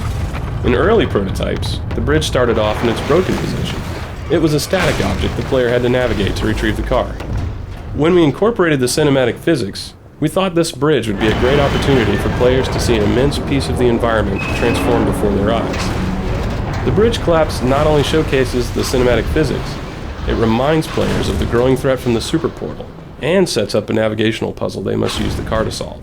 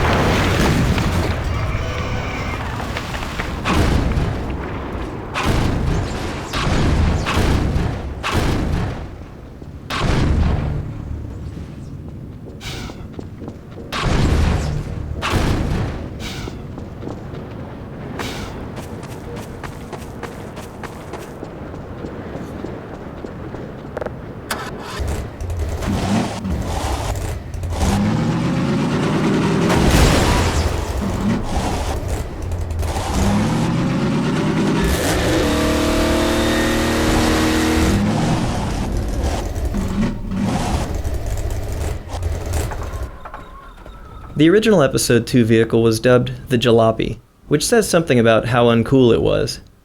Early feedback was that it seemed too similar to the Half-Life 2 buggy. So we decided to redesign it so that players would feel excited rather than disappointed when they saw the car. Alex's original line when she first saw the Jalopy echoed the feelings of many early viewers. "What a wreck. Forget about White Forest. We'll be lucky if we make it to the end of the block." Having decided that we were going to rely on a car to get to White Forest, we had to figure out how to get Alex into the vehicle. Games often accomplish this by moving their characters close to the vehicle and then teleporting them inside in a very visible and jarring manner. We knew this would ruin Alex's believability as a character, so she had to smoothly get into a vehicle the way you would expect a person to in real life. This was no small task, given all the strange angles and positions the player could work the vehicle into. Alex also needed multiple entries into a vehicle, given that the doorway she wanted to use could be blocked or otherwise inaccessible. This also provided interesting moments for Alex, where she could vault over the hood of the vehicle in a very heroic fashion. The interaction between her and the vehicle was intriguing just by itself. Once we were sure she could enter and exit the vehicle convincingly, we then had the task of making her believable as she sat next to you. Our first experiments revolved around Alex reacting to the physical nature of the vehicle. When it crashed into a wall, she needed to be jolted. When you went around a bend, she needed to lean with the momentum of the car. These details were crucial in making her feel like she was really going along for the bumpy ride with you. We also wanted her to be very aware of her surroundings and what the player was doing while in the vehicle. If you ran over a zombie, she needed to echo the internal reward the player felt for accomplishing the feat. If you were about to hit the wall, we wanted her to flinch and react to the impending collision much as the player at home would be doing. There was a fine balance between making her too much of a backseat driver or having her be too quiet next to you. Ultimately, we wanted Alex's presence in the vehicle to seem so natural that players would never consider it anything other than normal. I don't think I really got the full scope of what Alex Vance is or how she's created until the first time that I went to Valve headquarters. And what was really important was that I got a better idea of how big the team was. I mean, a lot of people work really hard to make Alex Vance who she is. And I mean, you hear my voice and, you know, it's easy to say, oh, that's Alex, or Jamil is Alex, but that is so not the case. These people spend hours in front of their computer or writing their scripts or dreaming up this beautiful person, and it really just, I'm just the cake topping, really. Более срочные дела требуют нашего вмешательства. Мы ощущаем присутствие советников, готовых вылупиться. Если мы наткнемся на них, непременно уничтожим. Эта дорога ведет в Белую рощу, но берегитесь, не вам одним известно о ней. Не знаю, как тебя благодарить. Мы поступаем так, как велит наша природа, и не требуем благодарности.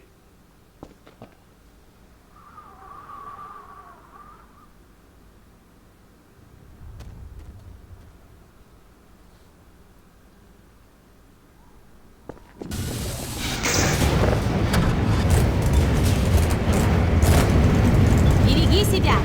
Взаимно, люди. Прощайте. Знакомство с вами для меня честь.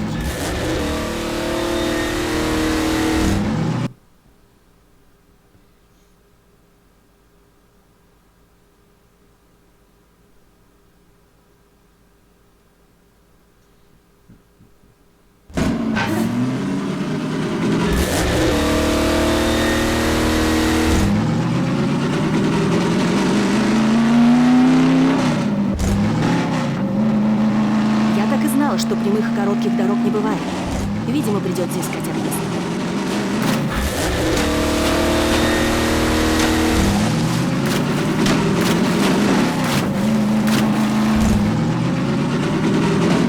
Радиовышка. Если она не сломана, мы сможем предупредить ученых в Белой роще. Они не подозревают, что на них движутся комбайны.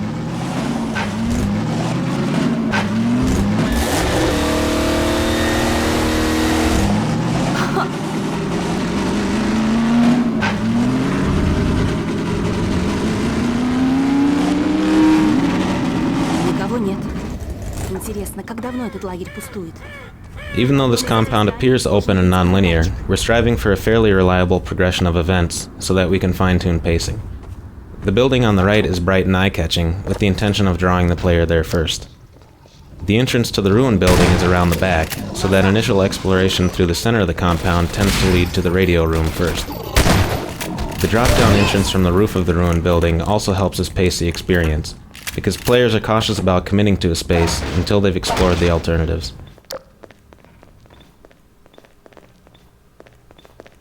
Вот и передатчик. Правда, он обесточен. Надо найти источник питания.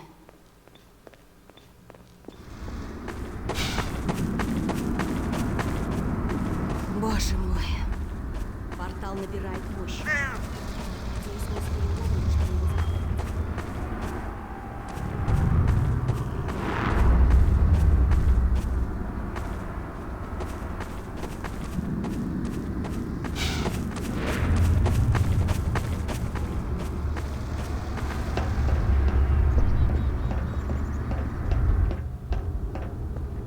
Я постою на страже, а ты посмотри, что внутри.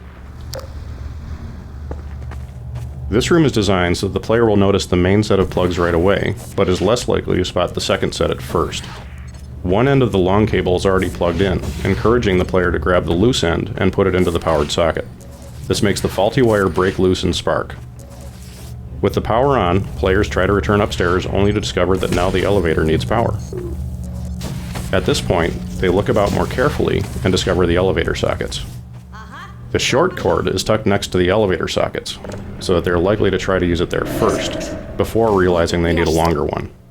Given this fairly reliable progression of events, we were able to write a limited number of lines for Alex, so that she could react each time the puzzle changed state. The scene where Alex sees the hunters for the first time since her injury was meant to be a turning point for her as a character, and an emotional highlight for the episode, both for Gordon and for Alex. One reason we had a hunter injure Alex in the beginning of the episode was so she could have a strong emotional reaction to the creatures, and use the start of combat as a way of building a good character. Alex's previous encounter has given her a visceral fear of hunting, but now she has to make a conscious choice to get past her fear and into the right state of fighting them. She uses anger to get there. We also use Alex's intensity to draw the player's attention to subtler aspects of the scene, getting the player in position for the best view of the hunters as the attack gets underway.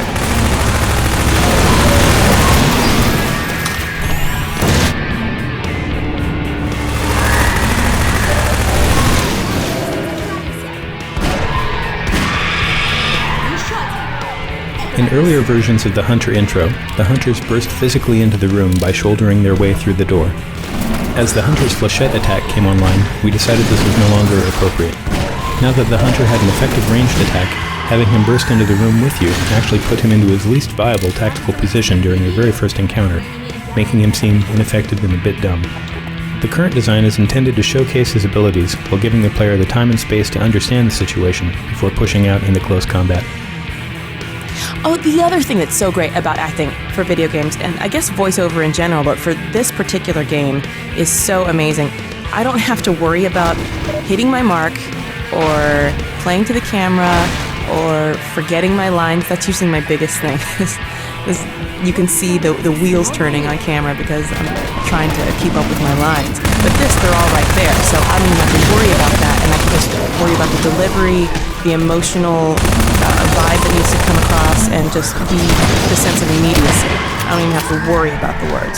So that takes a whole other level off to let the actor just get down and into the work, which is really, really great, which is why I love this job. This area was designed to train the player in the art of hunter's combat, and during the development process it changed continually to suit the hunter's behavior. The first hunter prototypes could be killed only by the blunt impact of physics objects. Therefore, to make sure the player learned this technique, we trapped him in this area with one hunter and kept him locked in until he defeated it. Upon the hunter's death, reinforcements broke down the gate and doors, opening up the arena. As time went on and the hunter was modified to make it vulnerable to all types of damage, our grip on the player gradually relaxed, permitting freedom of movement and a wider range of tactics right from the start of the encounter. In this brief transmission scene, we are restating the goals of the level, while introducing a note of uncertainty and developing Dr. Magnuson's character. This scene was not strictly necessary, but it helped players feel some connection to Dr. Magnuson when they finally reached White Forest, and met him in person for the first time.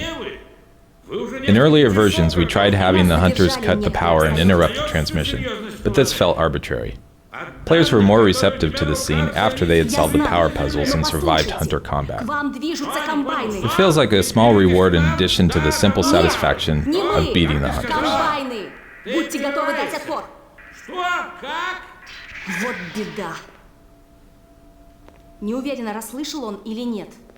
Вернемся к машине. Давай я открою ворота.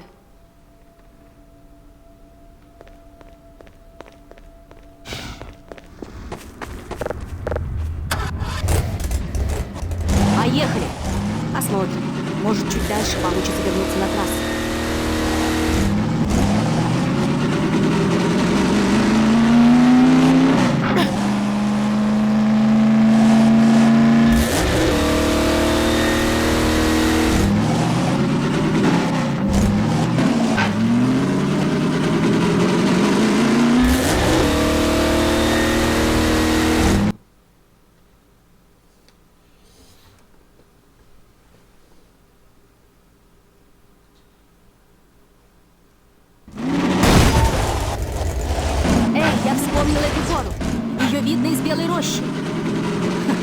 Мы движемся в верном направлении.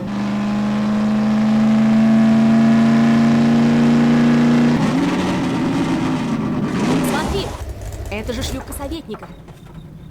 This crashed advisor pod is a bit of storytelling embedded in the landscape. It hints at what lies ahead, while suggesting what must have happened in this location only a few hours before Gordon and Alex arrived. By placing artifacts of this sort throughout the episode, we slowly bring advisors into the foreground and develop their importance to the story in a way that doesn't depend on stage dramatic scenes.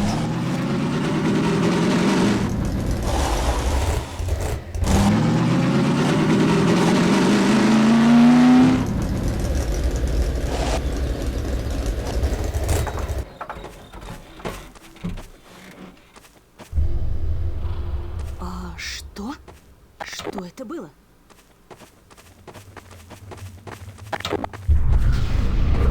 Вот опять.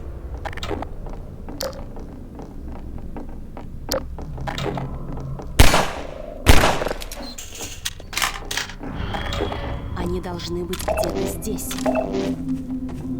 Похоже, мы не первые сюда пришли.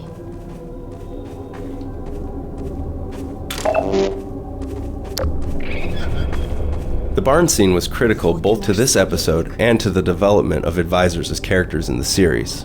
They represent another intersection of story and gameplay concerns. This is the first time the player actually interacts with an advisor, and determining the right level of interactivity was tricky, especially given the player's reasonable expectation that he'll get to fight them directly at some point. Therefore, we wanted to show that they were powerful, but not invulnerable. This was a long-term goal. For the short term, we wanted to get the player familiar with some advisor behavior, so that when the episode finale occurred, they would already understand how advisors operate. By showing the advisor fumbling with an inert object, then a dead rebel, and finally grabbing the player, we allow the player to observe behavior, and then gradually make it more and more of a direct threat. This all serves as foreshadowing for the episode's finale.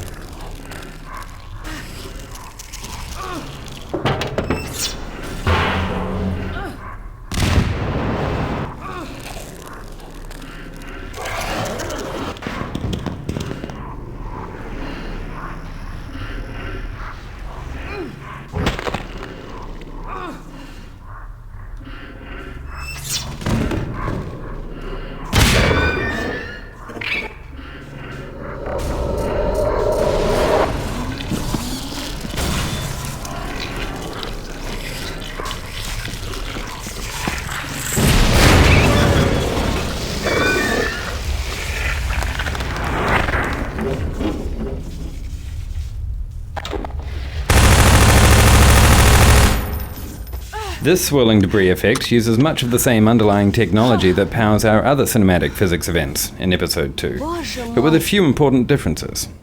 Firstly, instead of using primitives, every slat, tile and beam was modeled before being sent to the rigid body solver. Next, there was a large focus on hand sculpting world forces in order to achieve a particular behavior in the debris. Beyond the basics of gravity and collisions, we created spiral vortices, gravity wells, and some other more complex forces. With over 1,800 individually calculated dynamic moving parts, for a 30-second period, this simulation represents the largest amount of animation data run through our game engine to date. We've gotten better at building combat spaces that are open and tactically versatile, while still directing the player toward an optimal play experience. This combat is on its face pretty straightforward, but we're doing some subtle things to keep the experience even and well-paced. We're using quite a few of our combat tools in this one scene. As the first soldiers enter the barn, we send them in the right direction with an initial cue about the player's location using an NPC enemy. The first soldiers serve primarily to draw the player outwards, where the real meat of the combat takes place. The wave of soldiers that spawns as the player rounds the corner to the exit are the most directly controlled.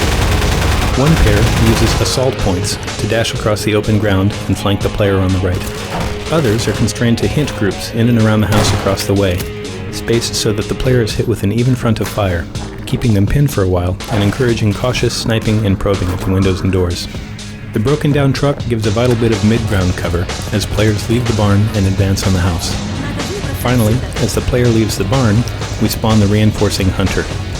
We hold this back both to keep the difficulty more even and because the hunter combat is better when the player has pushed outwards before it begins.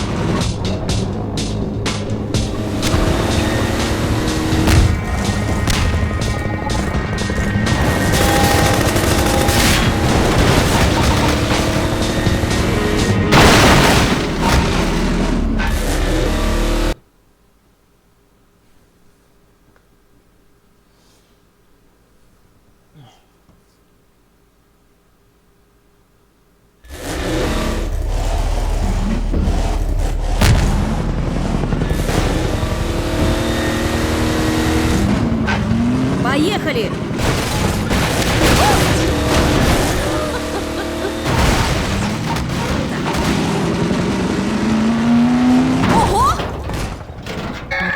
Our playtesters loved to see the zombie jump on the front of the car, and this naturally encouraged us to want to do more of it. We started off with a high frequency of occurrences of this behavior, treating the zombie leap as a gameplay element that could be played out in variations. Eventually, though, we discovered that this didn't lead to any really interesting gameplay, so we ended up creating just one memorable showcase of the event instead.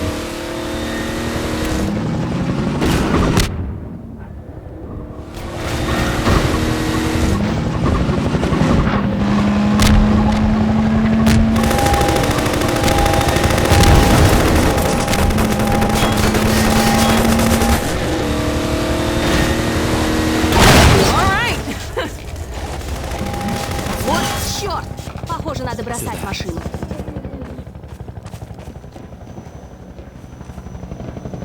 Раз вы привели сюда эту вертушку, может, вы поможете от нее избавиться?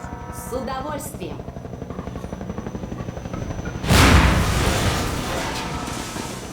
Сбейте его!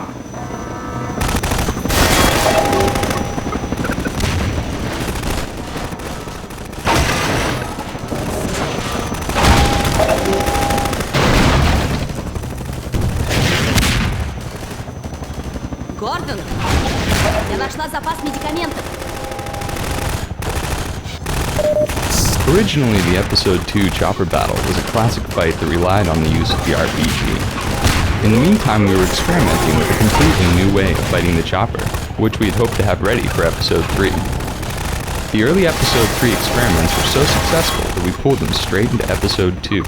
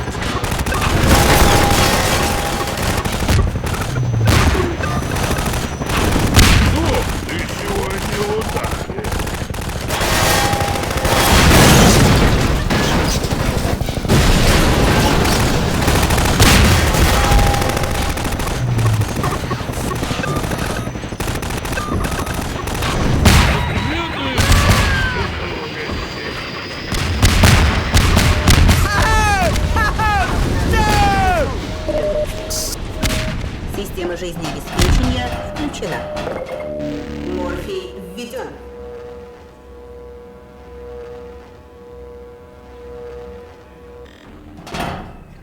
Вам, ребята, не передать. Ха! Здорово! Ты зашвырял их собственными минами. Эх, я бы сейчас промочил горло. Присоединитесь?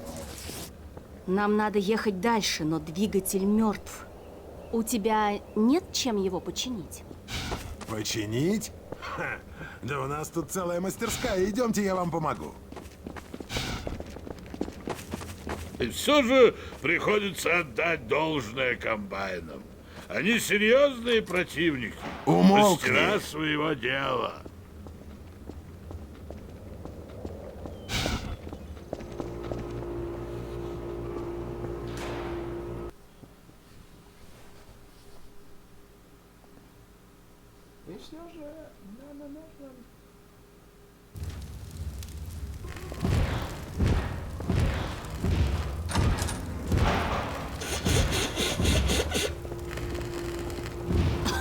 Originally, there was a second driving section between the chopper battle and the autogun trenches. The pacing felt wrong, so we decided to remove it and connect the end pieces so that the train yard opens directly into the garage. Но пару дней назад комбайны перекрыли кислород.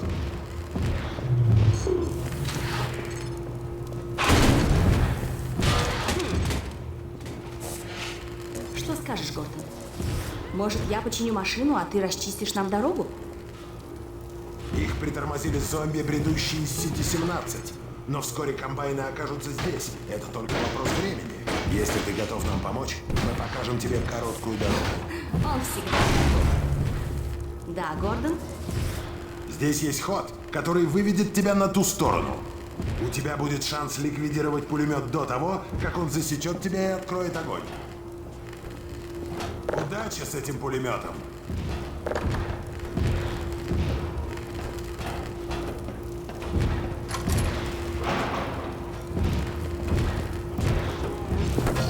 Playtesters often failed to recognize that they could scramble through windows while they were avoiding being shot by the autogun. We added this window exit and forced players to use it so that they would learn to rely on windows to get around.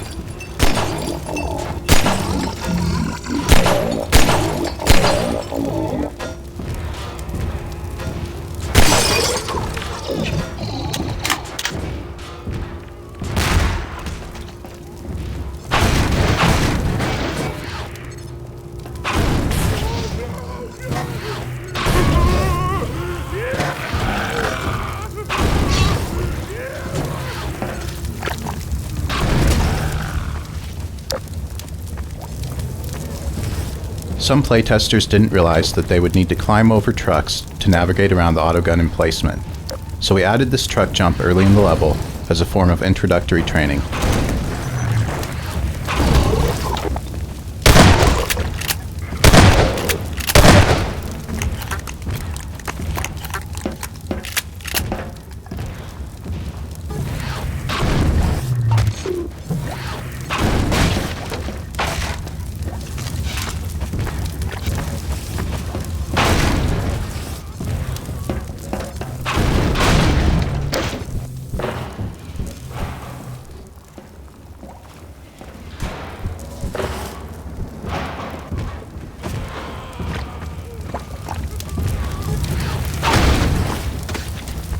In order to train players that crouching through the trenches is critical for survival, we did several things. First, we start the player in the safe position by forcing them to crouch under the fence to enter the area.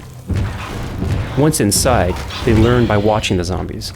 Upright zombies are gunned down, but their torsos are free to roam in the shadow of the junk.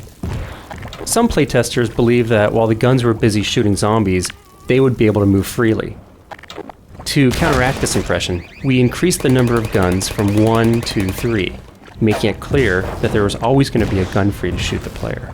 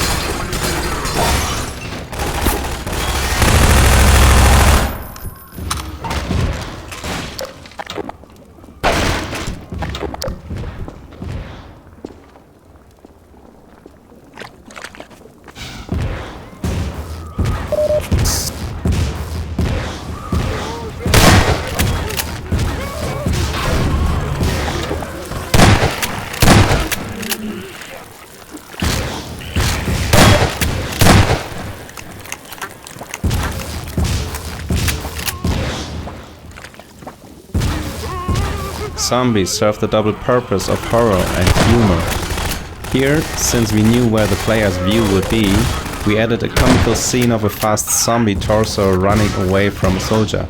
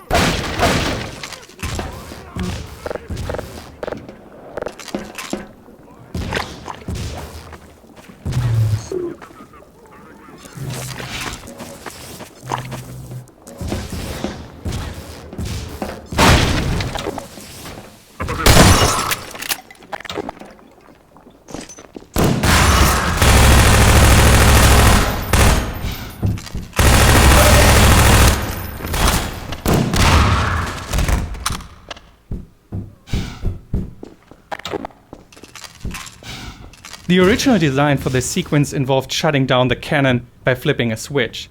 That was neither obvious nor rewarding. We decided to let the player blow it up instead, which gave us another opportunity to use our cinematic physics.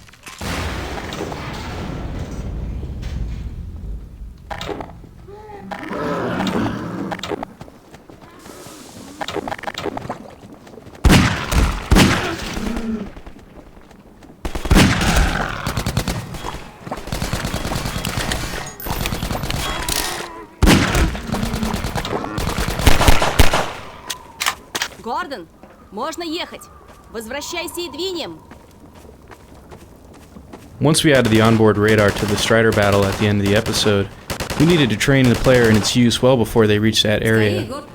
This garage was already in the game as a place where Alex needed to stay while the player went alone through the autocannon area. It was a perfect fit to have the mechanic rebels add their radar to the car while Gordon was busy somewhere else. Мы ставим их там, где припрятаны оружие, патроны и аптечки. Не пропустите их.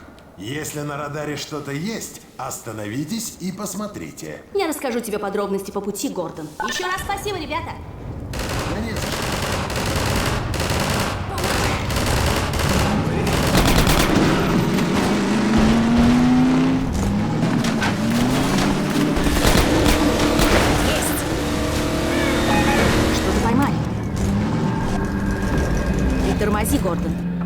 There's a lot of energy that goes into shaping Alex and making sure she stays on the right path or stays true to the vision that I think we have for her. You know, I want Alex to be liked. I know everybody at Valve wants Alex to be liked. But what is really great is that if I get off course or if I've been in the booth too long and then I'm starting to sound a little naggy, then I have somebody who's there to kind of pull me back and say, hey, why don't you try it this way, or I think you're veering off course and starting to sound like somebody's mother or something, you know, because I'm there to help if you're lost, you know, the get-goings or stuff like that, to help keep the game moving and keep you on track. And, you know, there's a kind of a fine line. You don't want somebody constantly bothering you, but you also want a friendly companion. You know, you want somebody to help you out once in a while. So trying to not go one way or the other was a bit of a trick for us. Я подожду здесь, а ты проверь тайник.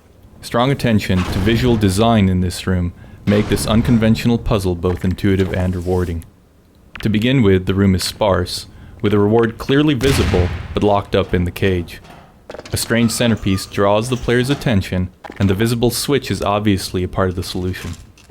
The health charger next to the switch hints that the solution involves getting onto the catwalk rather than activating the switch from the ground. The van entrance discourages players from bringing in objects they might use to solve the puzzle by stacking. The lone grenade crate is a strong suggestion that grenades figure in the solution.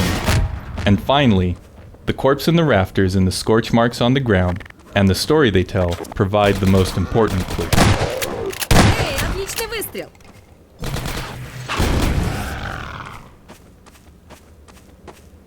So the circumstances around creating Alex were so kismet that it's almost a little scary. I mean, if you think of the ideal super self that you want to be, like, I don't know, badass moves and being able to karate chop everybody, and then add on to that having a writer to make you sound witty at every turn, it's like having an uber self for me. So I immediately fell in love with Alex.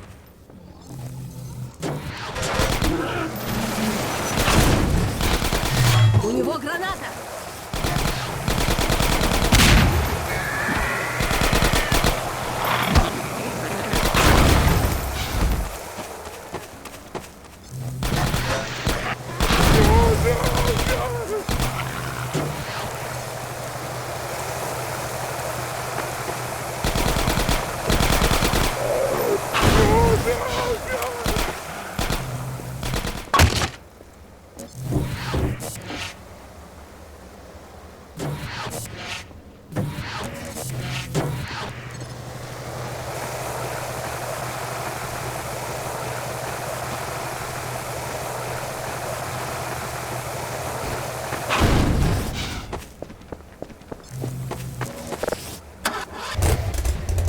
Подожди меня!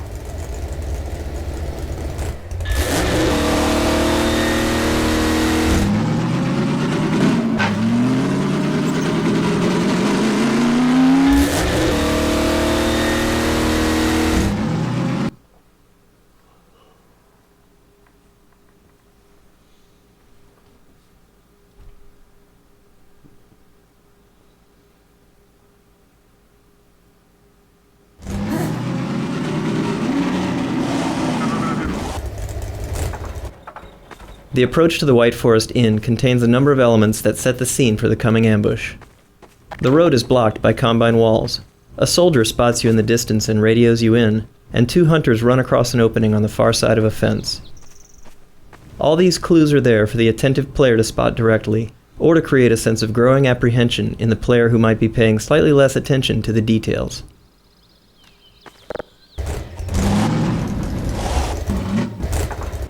So in each episode, we start by agreeing on how to use color choices to create and reinforce the right thematic tone. The tint of a scene can be a powerful source of mood. Episode 1 was pervaded by deep reds. For episode 2, we made heavy use of blue tints in the outdoor areas. The blue was meant to set an ominous tone, while the warm splashes of sunlight were intended to offer visual contrast that suggests the glimmer of hope.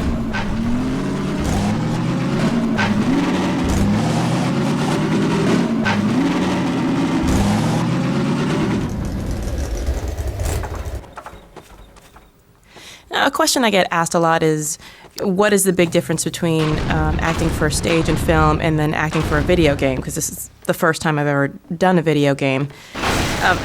In general, in acting, it's helpful to have a director's clear vision from which to spring. Then the actor can run with the idea, play with it, imagine new things, fill it out, and make it a tangible thing or a tangible character. And the great thing about video game acting for me is that I'm completely unlimited. I'm not bound by what I can do physically or how I look or what kind of environment that can be physically created. So the possibilities are completely limitless. There are no boundaries with this. So when we get together and we talk about what the scene is, when they set the stage for me and what environment I'm going to be in,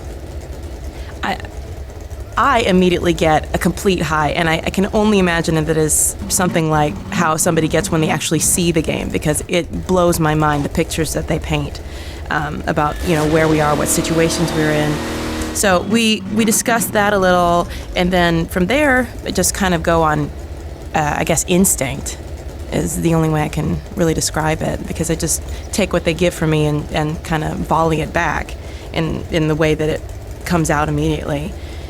So I just go into my little dark booth, and I can imagine that I'm anywhere. And it's the best kind of make-believe for a storyteller.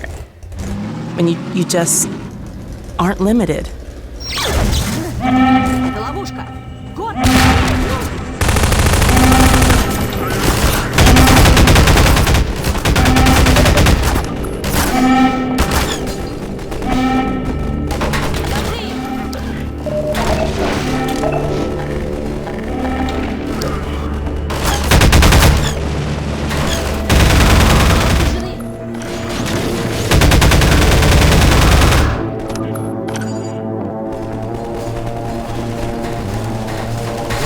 To complement the hunter's aggressive AI, the White Forest Inn was designed with a non-linear floor plan. There are multiple ways in and out of each room, as well as alternate routes to the basement and to the second floor. As the player moves through the inn, the hunters often select a shorter route and surprise the player by arriving first or by heading them off altogether. The last hunters that enter the building destroy 2 of the doors that have trapped Alex and the player inside.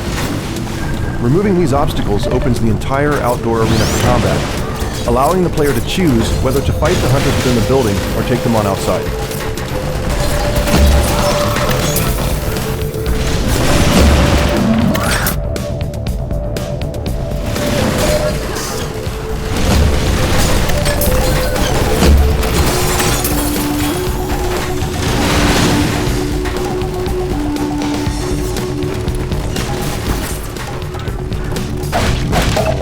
The inn is designed as a crafted experience that is controlled but not linear. The encounter is intended to create a heightened sense of danger without actually being particularly dangerous. The idea is to create opportunities for some memorable unscripted combat moments by keeping the player a bit on their heels. Normally, Alex is out of frame during combat and the soldiers don't survive very long. By encouraging the player to move back from the windows, the map creates space for Alex and the soldiers to exhibit interesting behaviors that reinforce the mood of the siege.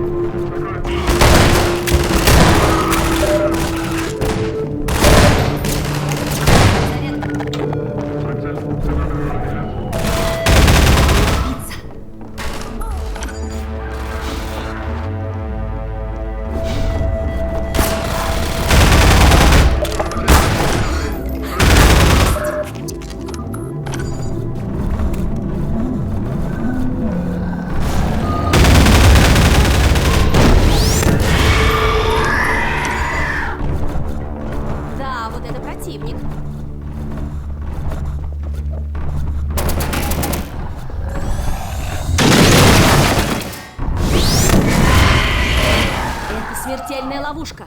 Давай выбираться.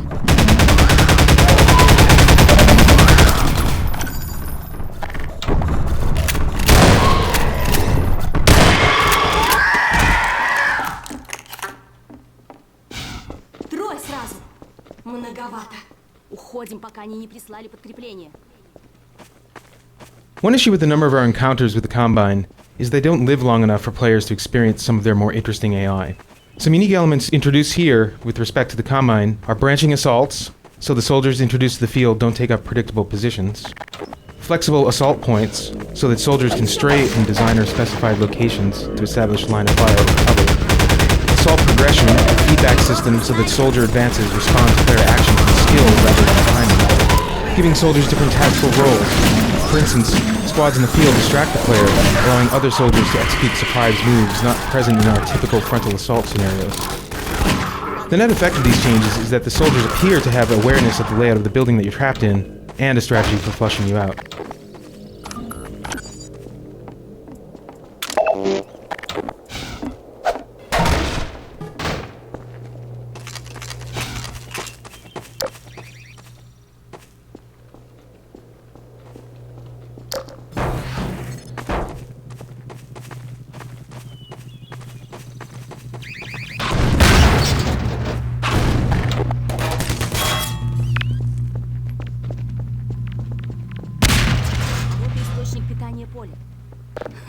Они позаботились о защите от посторонних.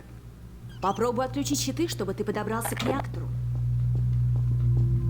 Ага, похоже, я смогу их отключить, но тогда мне придется остаться здесь.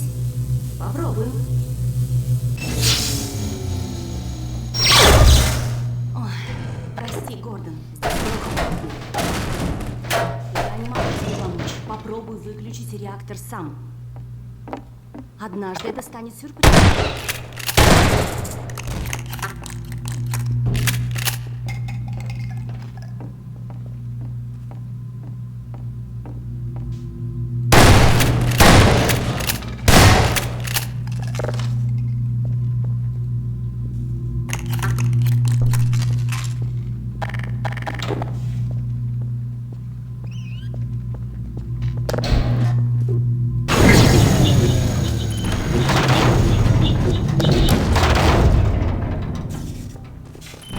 Это должно было сработать. Посмотрим, что с полем. Будем надеяться, больше комбайны нам не попадутся до самой белой рощи.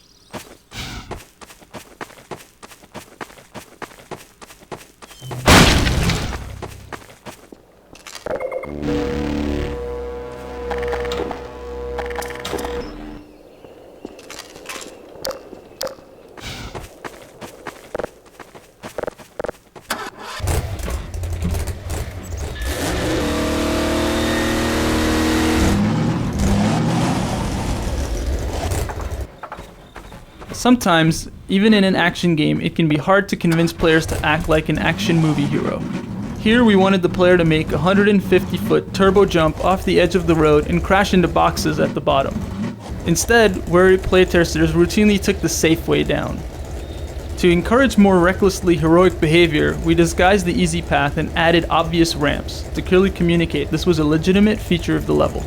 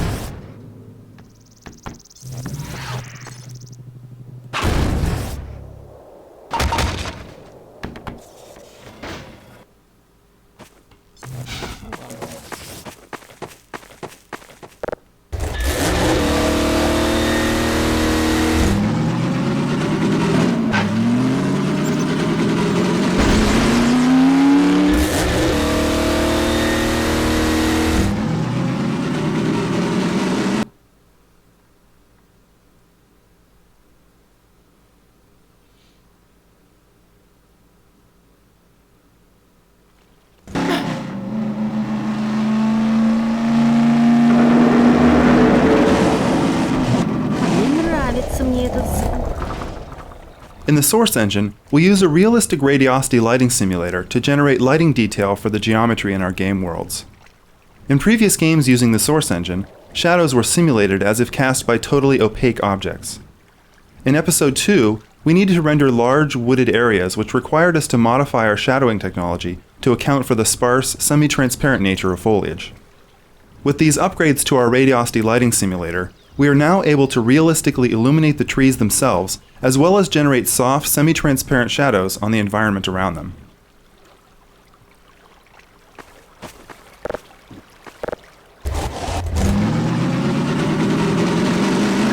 Смотри, там торчит антенна. Это белая роща. Ладно, мы в 2 шагах от базы, в крайнем случае дойдем пешком.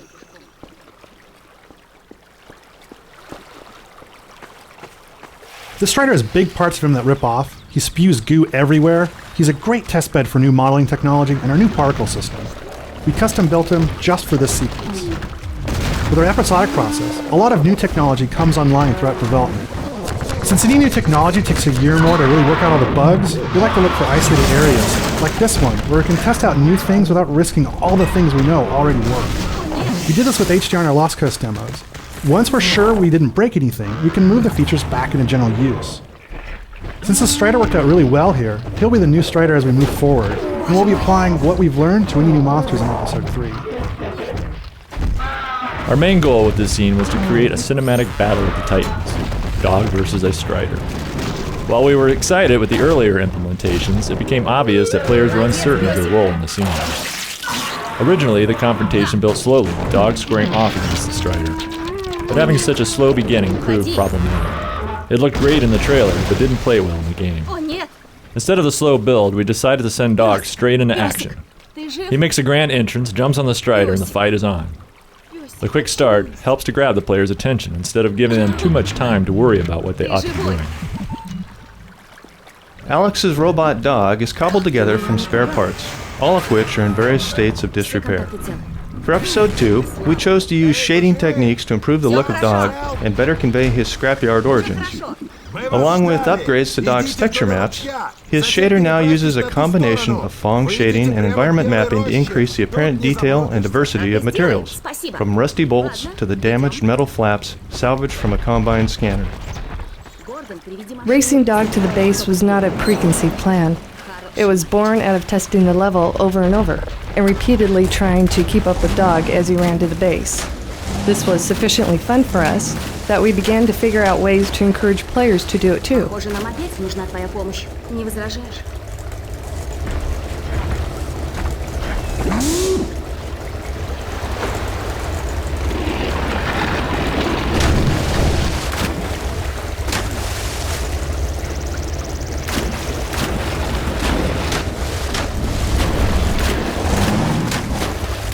Молодец, песик! Ну, пес, давай к базе на перегонки. Поднажми, Гордон.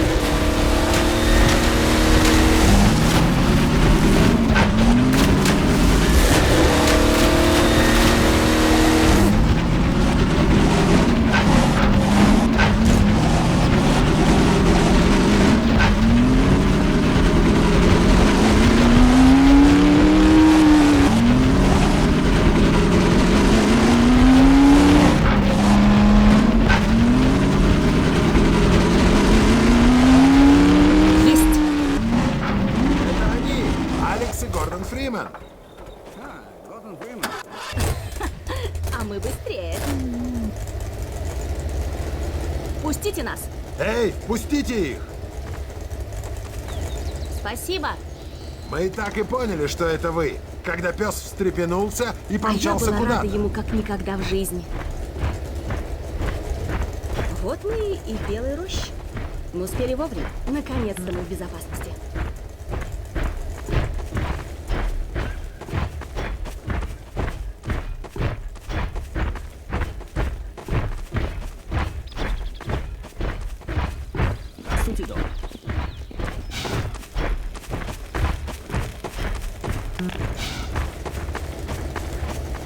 So, a really cool experience was that while I was at Valve, I was talking to one of the animators in the hallway, and we're just carrying on the conversation. I was getting to know what he did, and I just happened to be looking over my shoulder and noticed that people kept popping their heads out of their offices. And one of the other guys noted to me that these people, ooh, bless them, they have to sit around and listen to my voice all day long. So for that voice to be kind of just chatting in the hallway was a little weird. And I guess I kind of liken that. I can understand it because the very first time I saw my voice on Alex Vance's face, it was so bizarre. And so when I watch people talk to me for the first time and they've heard my voice as Alex, they have the exact same expression. I'm like, I understand. I get it.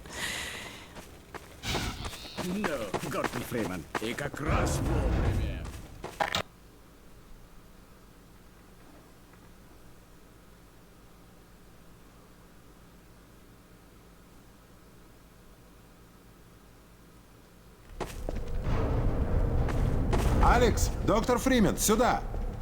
Привет! Как мы рады, что ты наконец-то здесь. Да, мы слышали, что с вами приключилась небольшая комбайн и решили пойти напролом. Надеюсь, теперь они усвоили урок. Не возражаете, если мы оставим пса охранять снаружи? Нет. Пес, ты все слышал? Я пойду к папе. Увидимся позже. Береги себя. Думаю, Илай не знает, что вы уже здесь. Он в первом отсеке шахты. Сюда, пожалуйста. Ну что? Я уже ничего не чувствую. И ты, и я. Ну и что? Привет, что это? Так, что дальше? Всем вернуться к работе.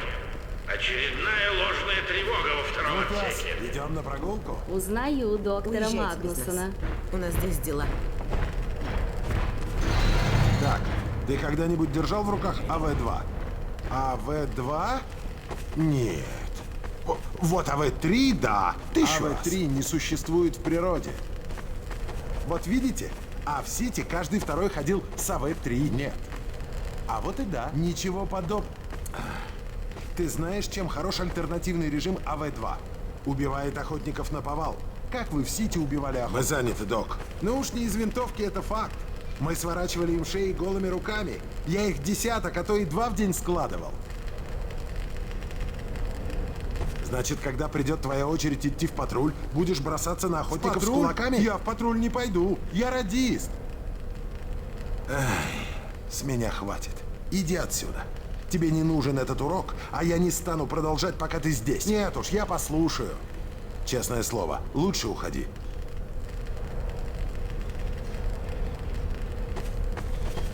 Я не буду вести тренировку, пока ты здесь.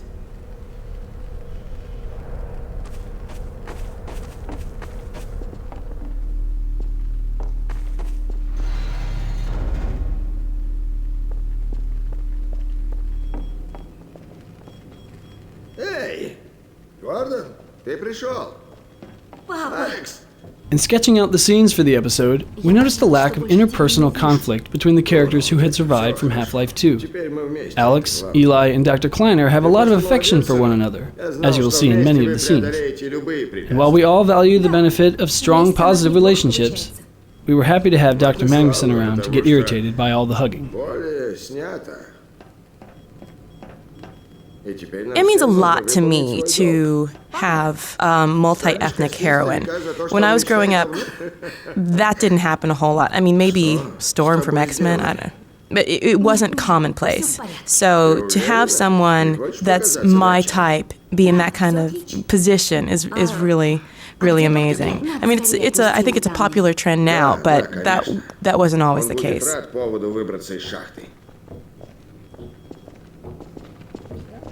Сюда, Гордон. Они с Магнусоном постоянно огрызаются друг на друга, как будто до сих пор соперничают за грант. Некоторые вещи не меняются. Есть предположение, сколько у нас времени до открытия сверхпортала? Точно мы не знаем. Поэтому не спускаем с него глаз. А комбайны? Мы успеем запустить спутник до того, как они начнут Нам штурм? придется нелегко. Одного единственного страйдера хватит, чтобы сбить ракету. Но мы готовы к встрече. Прости, что мы пришли так поздно, папа. Не переживай, Алекс, все будет хорошо. Я так рад, что мы снова вместе. Я рада вернуться домой. Перемешал, чтобы великий Клайнер выдал мне, что в него время выделяли людей и инструменты. И держи своего монструса совокупляются подальше от моей ракеты. Послушай, Магнусон, не надо переходить на личности. Боже правый, Илай, что же ты не сказал, что они уже тут? Не переживай, Изи. Due to the number of characters involved in this scene and the cramped spaces, we found that the actors were constantly pushing the player around in order to get to their marks. We developed some tech that allowed the actors to gauge the position of the player and the other actors, and choose among a selection of marks. This not only solved the congestion problem, but made scenes feel more dynamic. Ты собираешься заняться синхронизацией спутника? Или нам отложить запуск, чтобы ты мог вдоволь обниматься и наплакаться? Что, мне нельзя поздороваться с Алекс и Гордоном? Правильно. Я тут работаю без передышки, пока вы устраиваете торжественный прием. Давай, давай. Я только хотел сказать, ведь они могли... Не обращайте на него внимания. А теперь, дорогая, отдай мне диск с данными. Если я еще хоть немного задержусь, он будет припоминать это мне до конца жизни. Держите, доктор Клейнер. Тут огромный объем данных. Что самое странное, пакет был прикреплен к сообщению Джудит. К сообщению? Джудит? Хочешь сказать, вы... Dr. Magnuson was a result of a decision to bring forward another signature character from the original Half-Life, along the lines of Dr. Kleiner and Barney. As we developed the character, we kept referring back to this line from Half-Life to keep us on track. Gordon doesn't need to hear all this. He's a highly trained professional. We've assured the administrator that nothing will go wrong. Though we liked the character who came into focus, we found that this voice was sounding too much like a caricature for our increasingly grim and realistic world. We like to hire actors with the natural voices that we want for our characters, as opposed to hiring actors to create voice characterizations. In John Aylward, we found someone who could deliver the brusque arrogance of the original lines, and also take the character forward into some of the richer and subtler opportunities we foresee for him. If you listened closely to the Vortigaunts in the Antlion tunnels, you may have heard one of them using a complaint very similar to Dr. Magnuson's here. Their affinity to Dr. Magnuson has caused some of his mannerisms to spread among them by way of their low-grade telepathy. Rather than just make up something that would fit our fantasies of a rocket, we designed Dr. Magnuson's rocket around blueprints from the Titan family of missiles. Grounding the details of our world in reality, making them as precise as possible, makes the invented, fantastic elements seem that much more believable.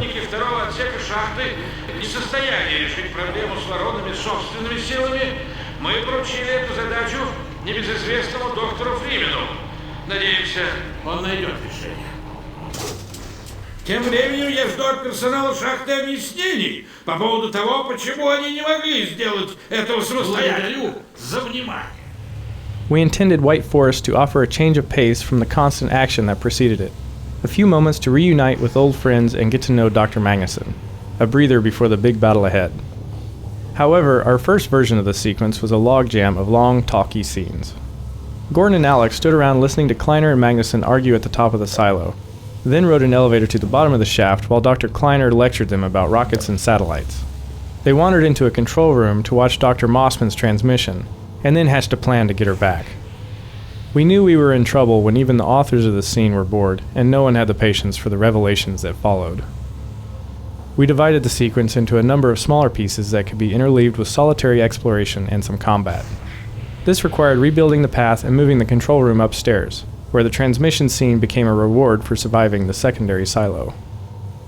As a result of these changes, the White Forest experience is more varied, the narrative comes in digestible portions, and the players are able to play at their own speed, rather than being led by the nose the entire time. This steam jet is an example of something we call a mechanic refresher. It's meant to refresh the player's memory on how to perform a certain task they may not have used in a while. In this case, we remind the player about using valves to turn off steam in a relaxed environment. In the map just ahead, this trick will be fresh in their mind, and they'll be far more likely to realize they can use steam jets tactically when they encounter them in a combat situation.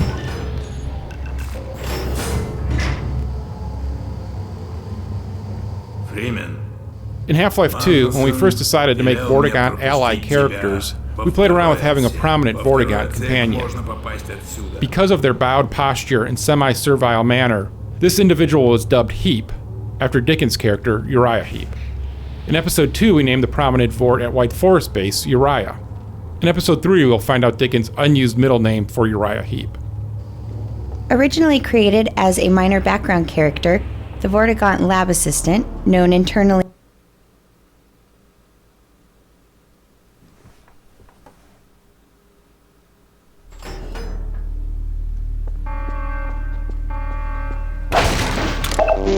Фримен, боже мой, сколько можно возиться?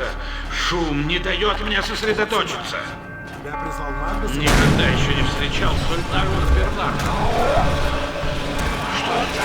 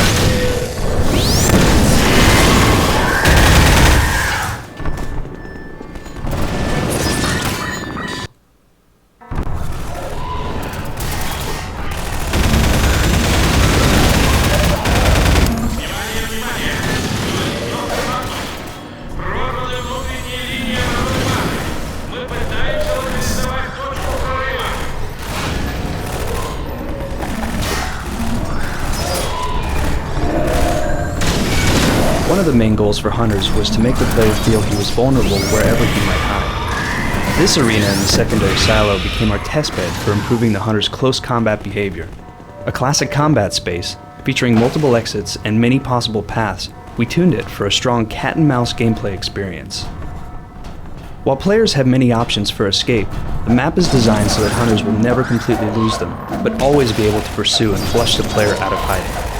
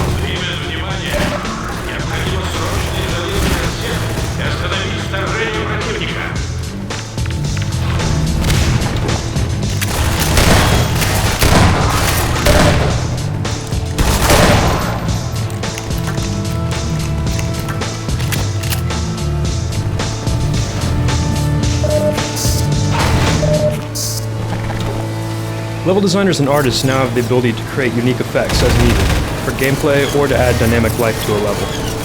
In this case, this simple water leak wouldn't have been possible before without involving a programmer to create a new class of effect.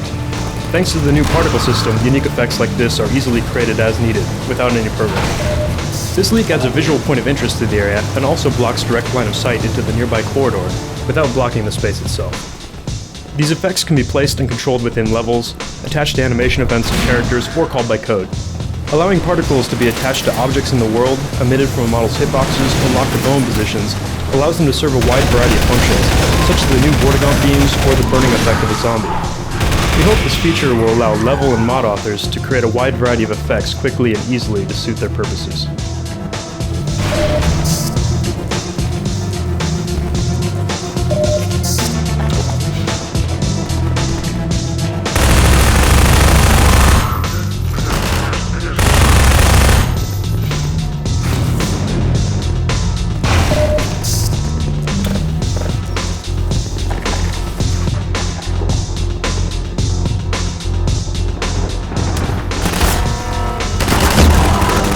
Повторяю, прорыв во втором отсеке шахты.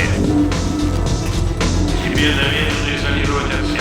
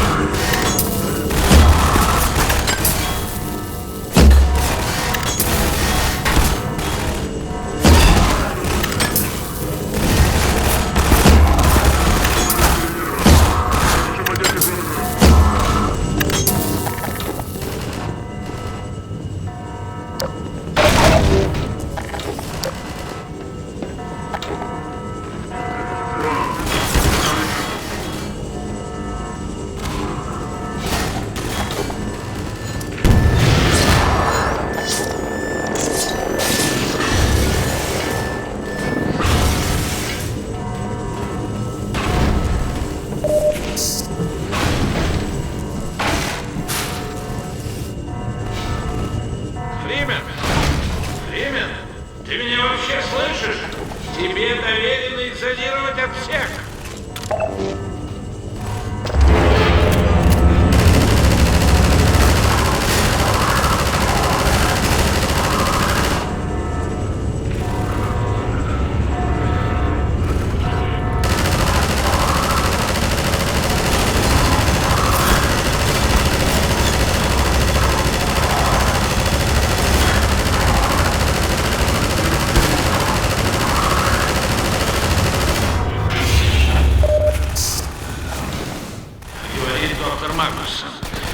Я рад сообщить, что второй отсек изолирован. За работу. Гордон, слава богу, ты жив. Фух, эта часть позади. Мы не могли попасть внутрь, пока ты не запечатал шахту. Двери бункера были заблокированы. Воистину, это печальная Обрадую-ка я правда. папу, что с тобой все в порядке.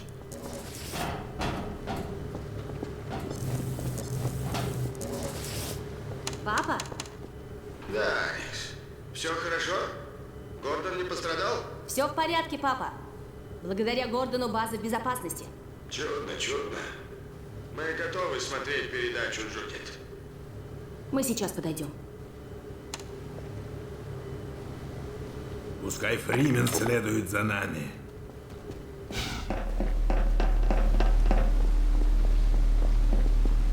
Если Алекс Вэнс примет на себя роль сопровождающей Фримена, я вернусь к своим почетным обязанностям. Конечно. Спасибо за помощь. Доктор Кляйнер сказал, что Джудит улетела на север сразу же, как они прибыли сюда. Но он не сказал, зачем.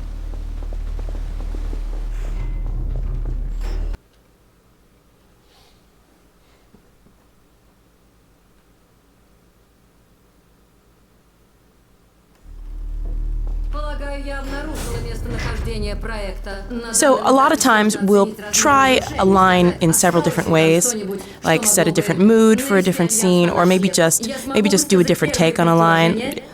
Like one might be, it sounds trite, but you know, one excited, one not so excited, or one a little more pensive and thoughtful. Or suggestions are always thrown out there for new reads, and it's the coolest kind of teamwork.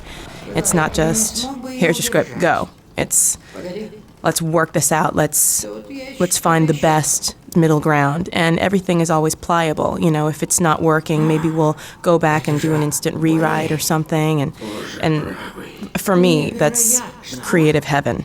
Absolutely. Aperture Science, being specialized in the development of portal technology, fit naturally into the cosmology of Half-Life. Rather than forcing Portal into the Half-Life franchise, we used it as an opportunity to make our world bigger. By suggesting a long-term rivalry between Aperture Science and Black Mesa, we open up possibilities in both games that didn't exist when they were separate entities.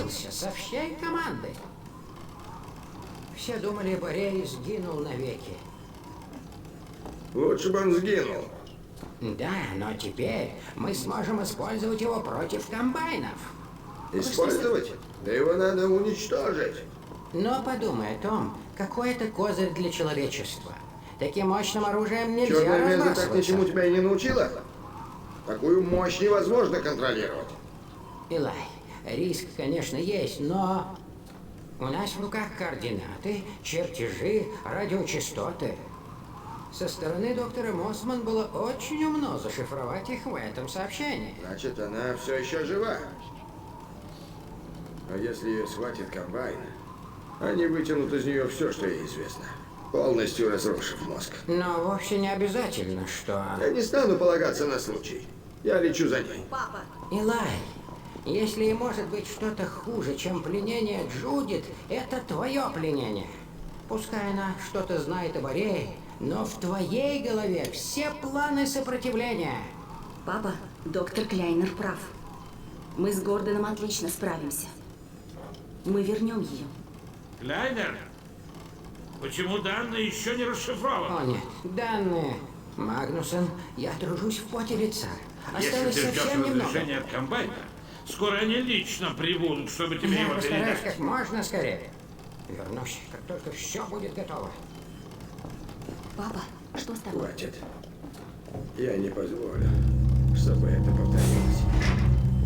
Только не новая черная Меза. Папа, будь готов к непредвиденным последствиям. Что ты сказала? Папа! Ничего, все хорошо. Обопрись на меня. Ты едва стоишь. Спасибо, милая. Через минуту-другую. Мне станет легче. Хорошо. Тебе что-нибудь принести? Да, если не трудно. Чашку чая. В зале для персонала есть чайник. Вскипяти, если он. Я мигом. Гордон, присмотришь за ним? Я никуда не тянусь, милая. Спасибо, малышка.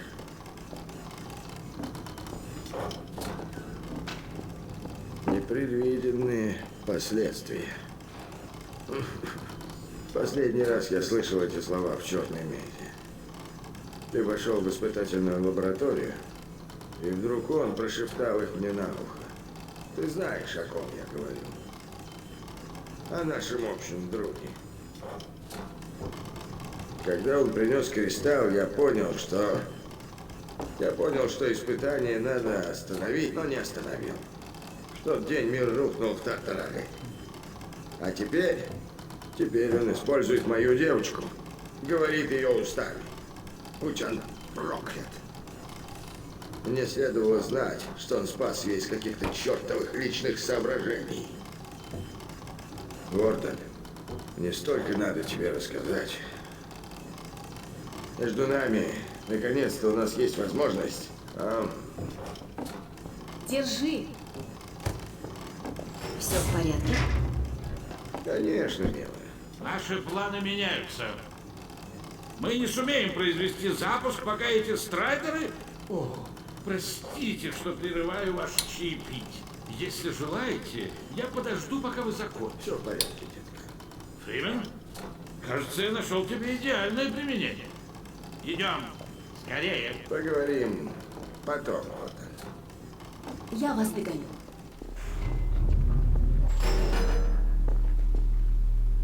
Скоро здесь будут страйдеры. Любой из них способен уничтожить нашу ракету.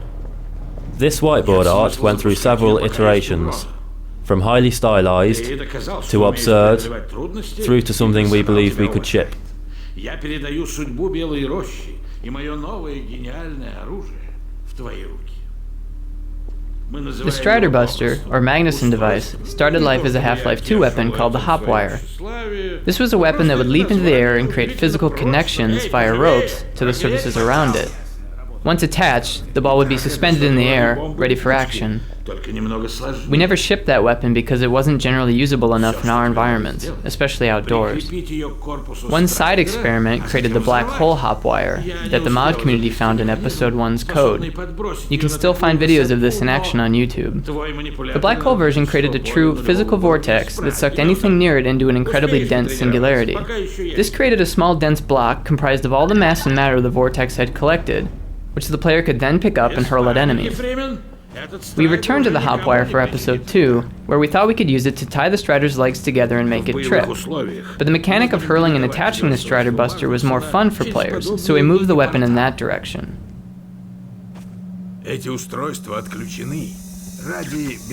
Fans of Half-Life 1 may remember a gag involving a microwave oven in the Black Mesa lunchroom. If you push the microwave button several times, the casserole inside it explodes. A memorable experience for many first-time players of Half-Life. In episode 2, we thought it was finally time to let you know whose lunch you had ruined, and give you a chance at redemption. Вот и все. С близкого расстояния все выглядит элементарно. Учти, что боевая цель при этом будет двигаться и... А теперь несколько усложним задачу. Урия, передвинь мишень на дальний конец рельсов.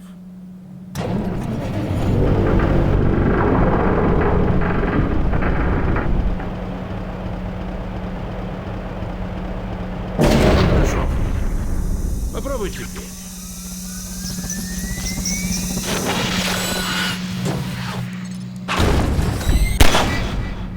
Великолепное изобретение, не правда ли? Когда решишь, что набил руку, вернись ко мне.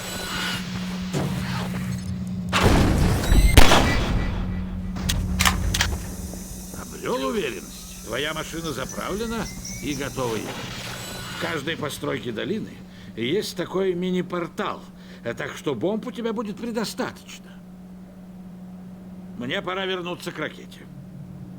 Надеюсь, ты не разобьешь мои иллюзии и моих магнуссончиков. И еще, Фримен, если ты справишься как надо, я прощу тебе то фиаско в черной мезе. Думаю, ты понял, о чем я. О некой истории с кастрюлькой для микроволновки.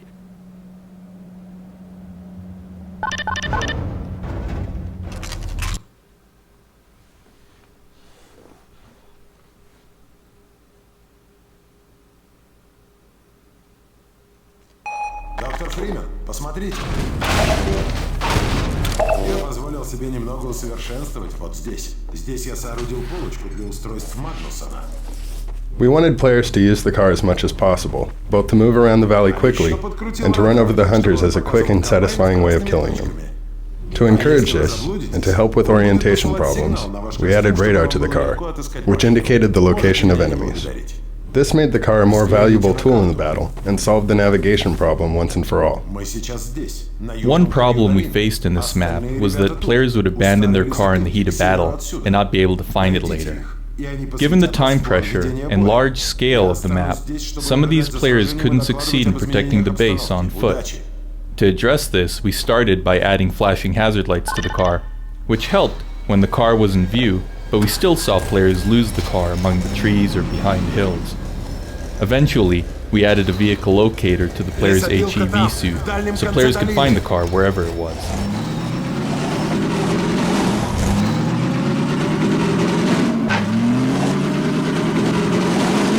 Периметр чист. Никаких следов вторжения. Будьте начеку. The massive Strider battle was in production longer than any other map in the episode. Tuning it required many months of testing and iteration to address playtester feedback, and this was complicated by the fact that every time we playtested, we saw individuals adopt completely different approaches to defeating the Striders. Some threw logs at the hunters, others relied on their rebel companions to kill them. Some players never sprinted, while others never used the car. We tried to keep supporting all the different strategies that occurred to players so that their experiments with tactics would be rewarding rather than frustrating.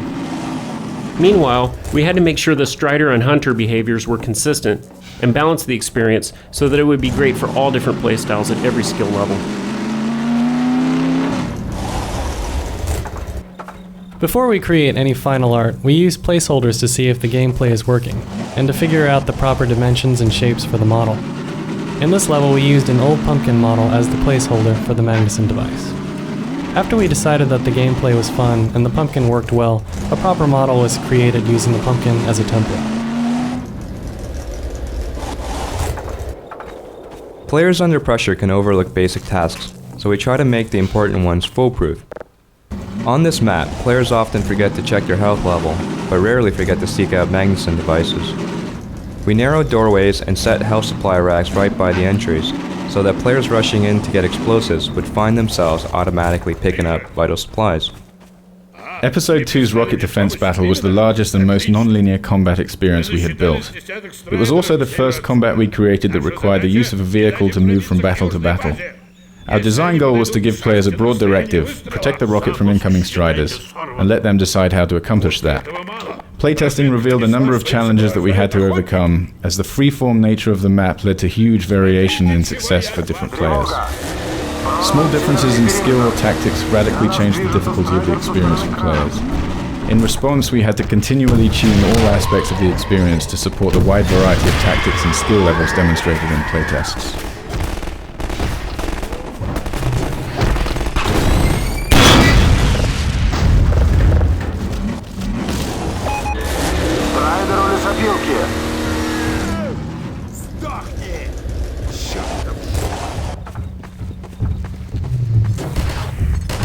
Осталось надеяться.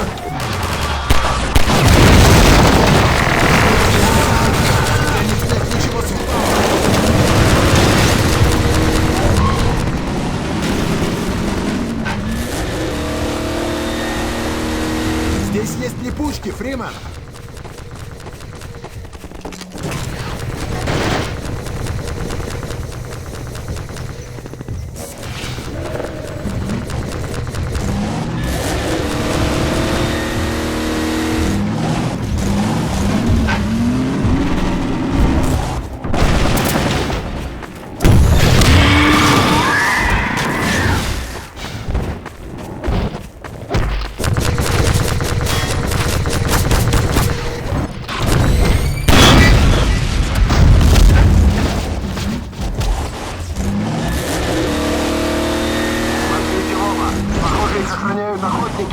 Они держатся единой группой.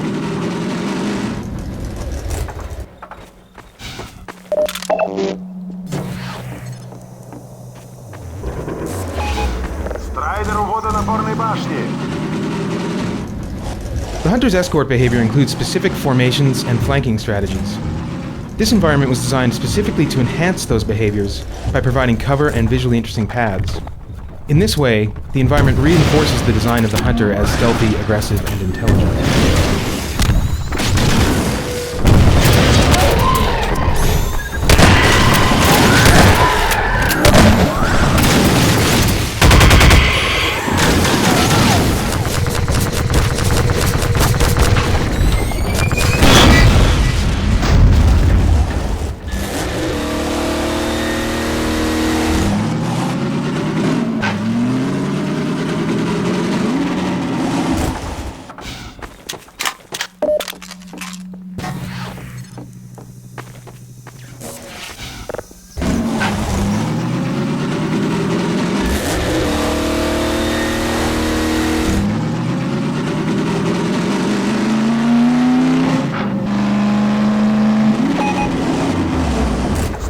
Со стороны кранов. A great deal of work went into making sure players would see the buildings get destroyed as they travel around the valley in the final battle. While we cannot and do not wish to force the player to see these events, we try to increase the odds that the player would end up in the best possible position for the show. Measures range from simply hiding a strider behind rocks to setting up complex logic conditions that must be met in order for the destruction to occur.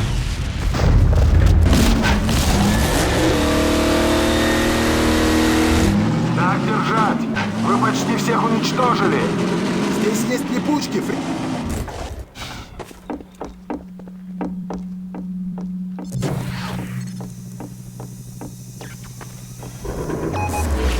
Еще один страйдер со стороны того, что осталось от лесопилки.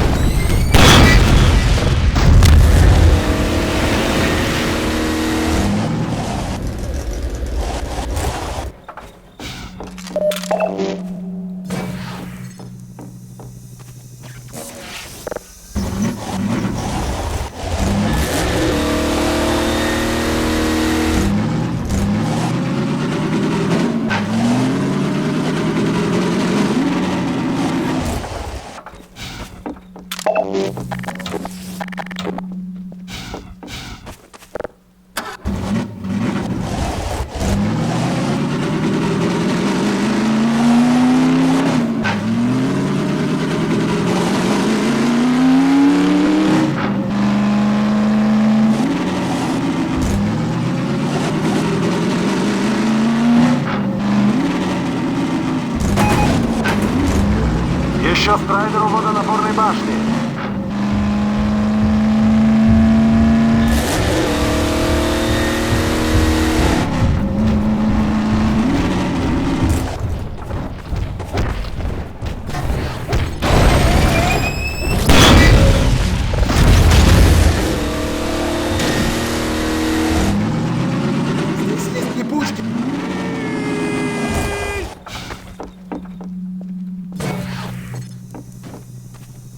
Похоже, это был последний. Стоп! Всем приготовиться! Замечен транспортник со страйдерами на борту. До высадки около минуты. Соберитесь! Сейчас будет очень жарко!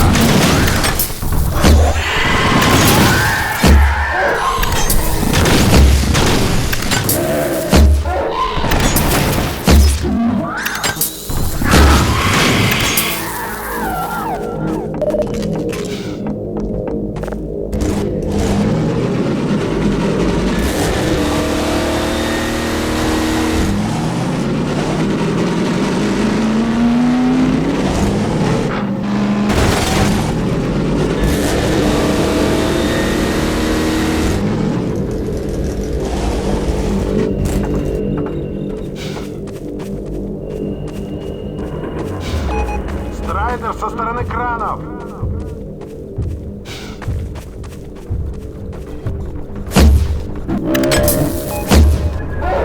Еще один у лесопилки!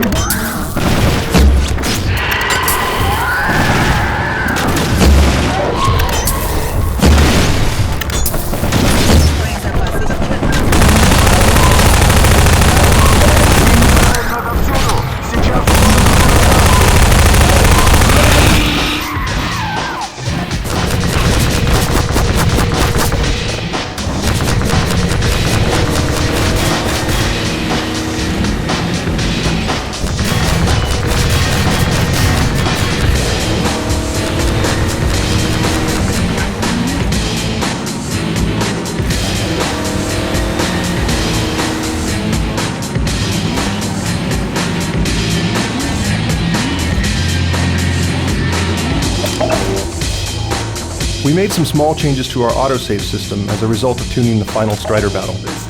Autosaves are the periodic checkpoints where we can restart the player's game after death, so that they don't have to worry about replaying more of the game than necessary. In playtests, we observed that most players depended on our autosaves to restart after dying, rather than using their own quick saves. But because the fight allowed players so much freedom, some players ended up with an autosave that left them in a no-win situation. Low on health and pinned down by hunters, or too far from the base to defend the rocket in time, some players failed 30 or more times before finally giving up. To address the no-win situation, we extended our autosave system to monitor health over time, and to only perform the autosave if the player was deemed safe for a reasonable period of time. We also prohibited autosaves when Striders were within a certain distance of the base. This ensured there was always enough time to defeat them.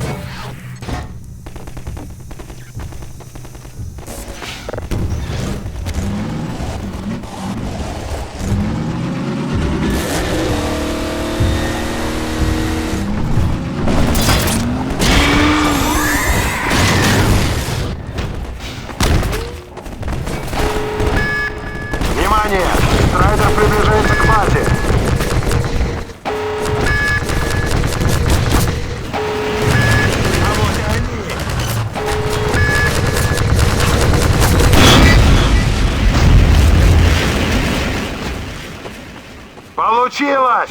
Мы отстояли базу! Хорошая работа, ребята! Внимание! Внимание! Атака страйдеров отбита! Всем отрядам вернуться на базу немедленно! Повторяю! To create a climactic finish to this level, we ramped up strider density and citizen presence, and then systematically destroyed outer installations in order to move the action as uncomfortably close to the base as possible. It was important to us that everybody be able to play to the end of the episode, but we also wanted them to feel that defeating the Striders required a heroic effort. A balance had to be achieved between the feeling of being overwhelmed and the possibility of completing the level. We made many trade-offs to keep the experience enjoyable while keeping the intensity high, and sometimes this required removing enemies. For example, elite Combine soldiers originally took part in this invasion, running in and around the Striders and Hunters, but this additional level of enemy fire proved frustrating for players, and so they were removed. Спасибо, Фриман. Отлично!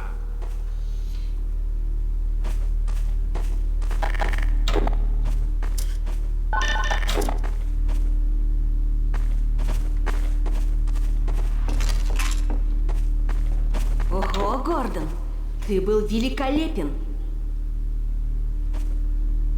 Идем.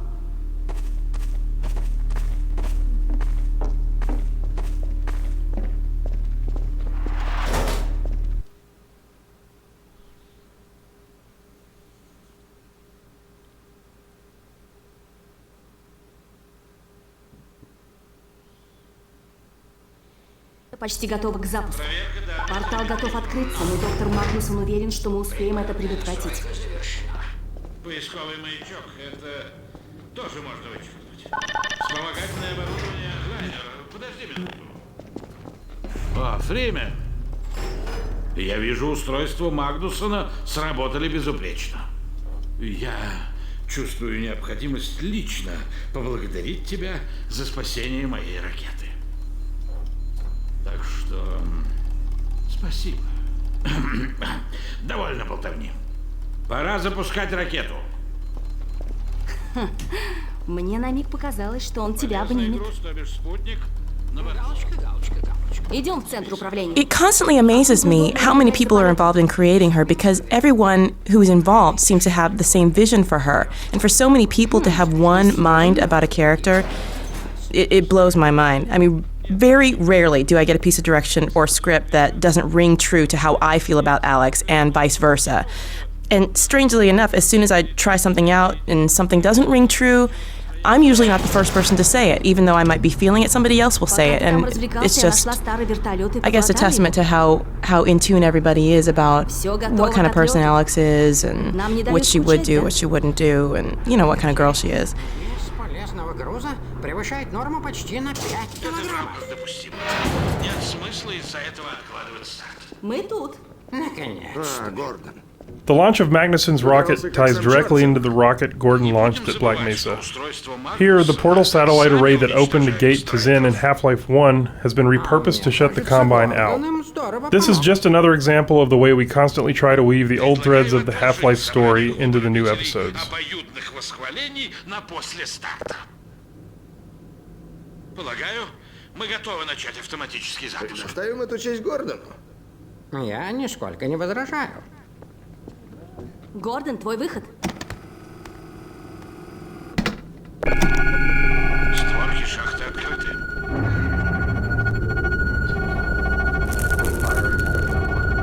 Всем занять свои места.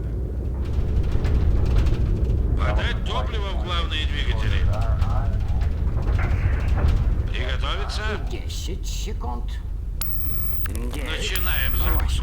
7, 6, 5. Пошла! Пошла!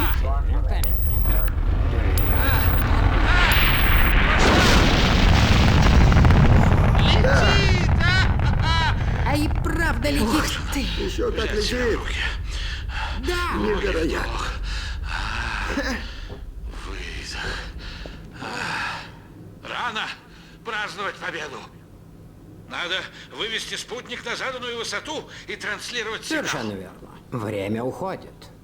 Еще немного, и было бы уже поздно. Все ведь получится, правда? Обязано получиться. Как только ракета окажется в непосредственной близости от портала, мы запустим Предлагаю выйти наружу.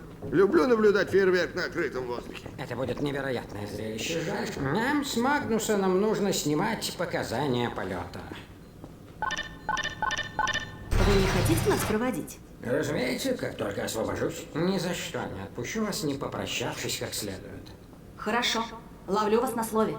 И вас, доктор Магнусон. Да-да.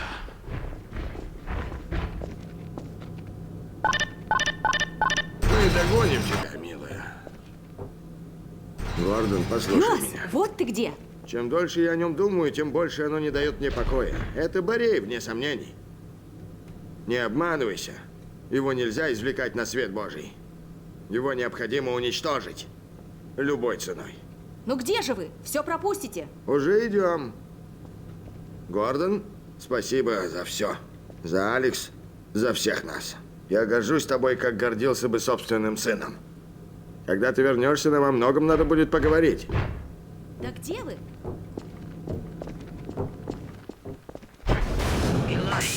Episode 2's backgrounds or vistas are created in a manner that fuses traditional 2D animation techniques, using linear cards moving against each other to imply parallax, and a modern digital take which involves placing these cards in a 3D environment and manipulating their size and distance from camera depending on the scale needed. A series of cards can sit in front of a 3D skybox, and with the addition of atmosphere or fog, a realistic result can be achieved. Еще как закрыли. И как раз вовремя. Боюсь, об заклад комбайны сейчас психуют. Это точно, милая. Время праздновать серьезную победу. Жаль, что вы сразу же улетаете. Если бы не важность этого дела... Ничего, папочка. Мы найдем Джудит и вернемся. Пес? Эй, куда ты? Что ему в голову взбрело? Не убегай далеко.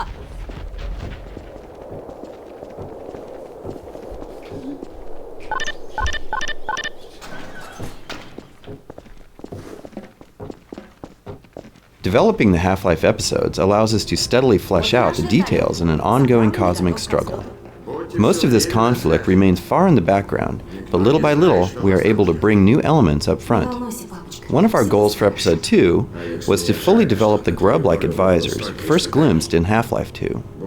In Episode 1, they make several brief appearances but have no direct effect on the events in the game. In Episode 2, we deliberated on how soon to show them becoming active, and decided to pull back the veil in stages. Therefore, we first see them being hauled around by Combine troops, completely passive. Next, we see one waking up from incubation, still somewhat groggy, and beginning to discover its power. But by the end of the episode, the advisors come fully into their own, front and center, as characters with a huge impact on the story. To create the Eli death sequence, we talked it through in great detail, wrote up an outline with all the events we discussed, and then produced an animatic. We used rough sketches painted over screenshots and a variety of crude special effects and sounds to create a quick pre-visualization of how the scene would play out. Not only did this help us to converge on a shared vision for the scene, but by working rough, we were able to quickly iterate until we had a design worth implementing in the game. The decision to kill Eli was not made lightly, and once we'd made it, we had to figure out how to make it meaningful.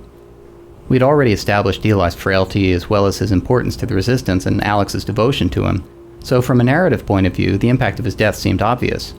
The hard part would be the execution. The advisor's ability to immobilize the player gave us a way to stage the scene. Then the animations and the sound design made it believable. But none of this would have been enough without inspired performances by Merle Dandridge and Robert Guillaume. This final episode 2 scene was unbelievable. Before we even started working on it, the team sat me down and they kind of did a little show and tell of the rough animation that they had. And I think they were hesitant to show it to me, but just from that rough animation, I was so moved. I mean, just immediately moved to tears. I felt like I'd just been gut punched, and I immediately felt it. And I was like, let's go, let's get on this. So it shouldn't surprise me. It shouldn't surprise me by now, because I've been working on Alex for so long now, but every time we come to the table to do a new scene or lay down some new material, I am always blown away. And this scene was just the epitome of that feeling. I was so pumped to get in there and start working on it. And they're always upping the ante and always taking it to the next level. But this time, this scene is different. Because this time, Alex loses. And I think this is it is a major sacrifice. You see her carrying around the wounds of her mother that she lost, but her dad made her who she is. Her dad taught her dad groomed her, and I think, most importantly, he loved her. And this script was a gift and a gut punch all in one. I don't know. When you give me something like that, it really motivates me to kind of try to knock it out of the ballpark. I love playing Alex, and I have to say, it's definitely my favorite acting job I've ever had, hands down. Точно ничего не забыли? Вроде ничего. Доктор Клейнер дал нам координаты Борея. Мы останемся на прежней радиочастоте. Вдруг Джудит решит еще раз с нами связаться. Отличная мысль. Она вполне может повторить попытку. Ой, папа! Гордон, помоги!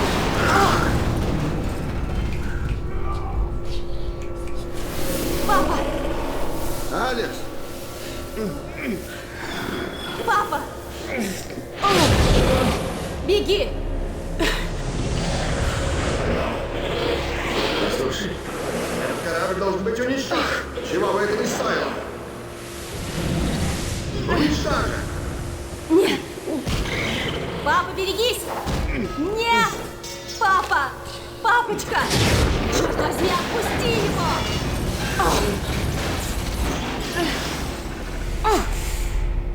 О, Господи! Я люблю тебя, милая. Детка, закрой глаза. Я люблю тебя, папочка! Не смотри! Нет! Нет, Боже!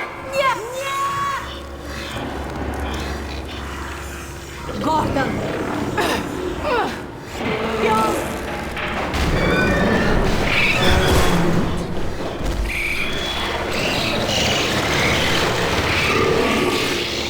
Папа! Папочка! Dad! Dad, please! Dad! Oh my God!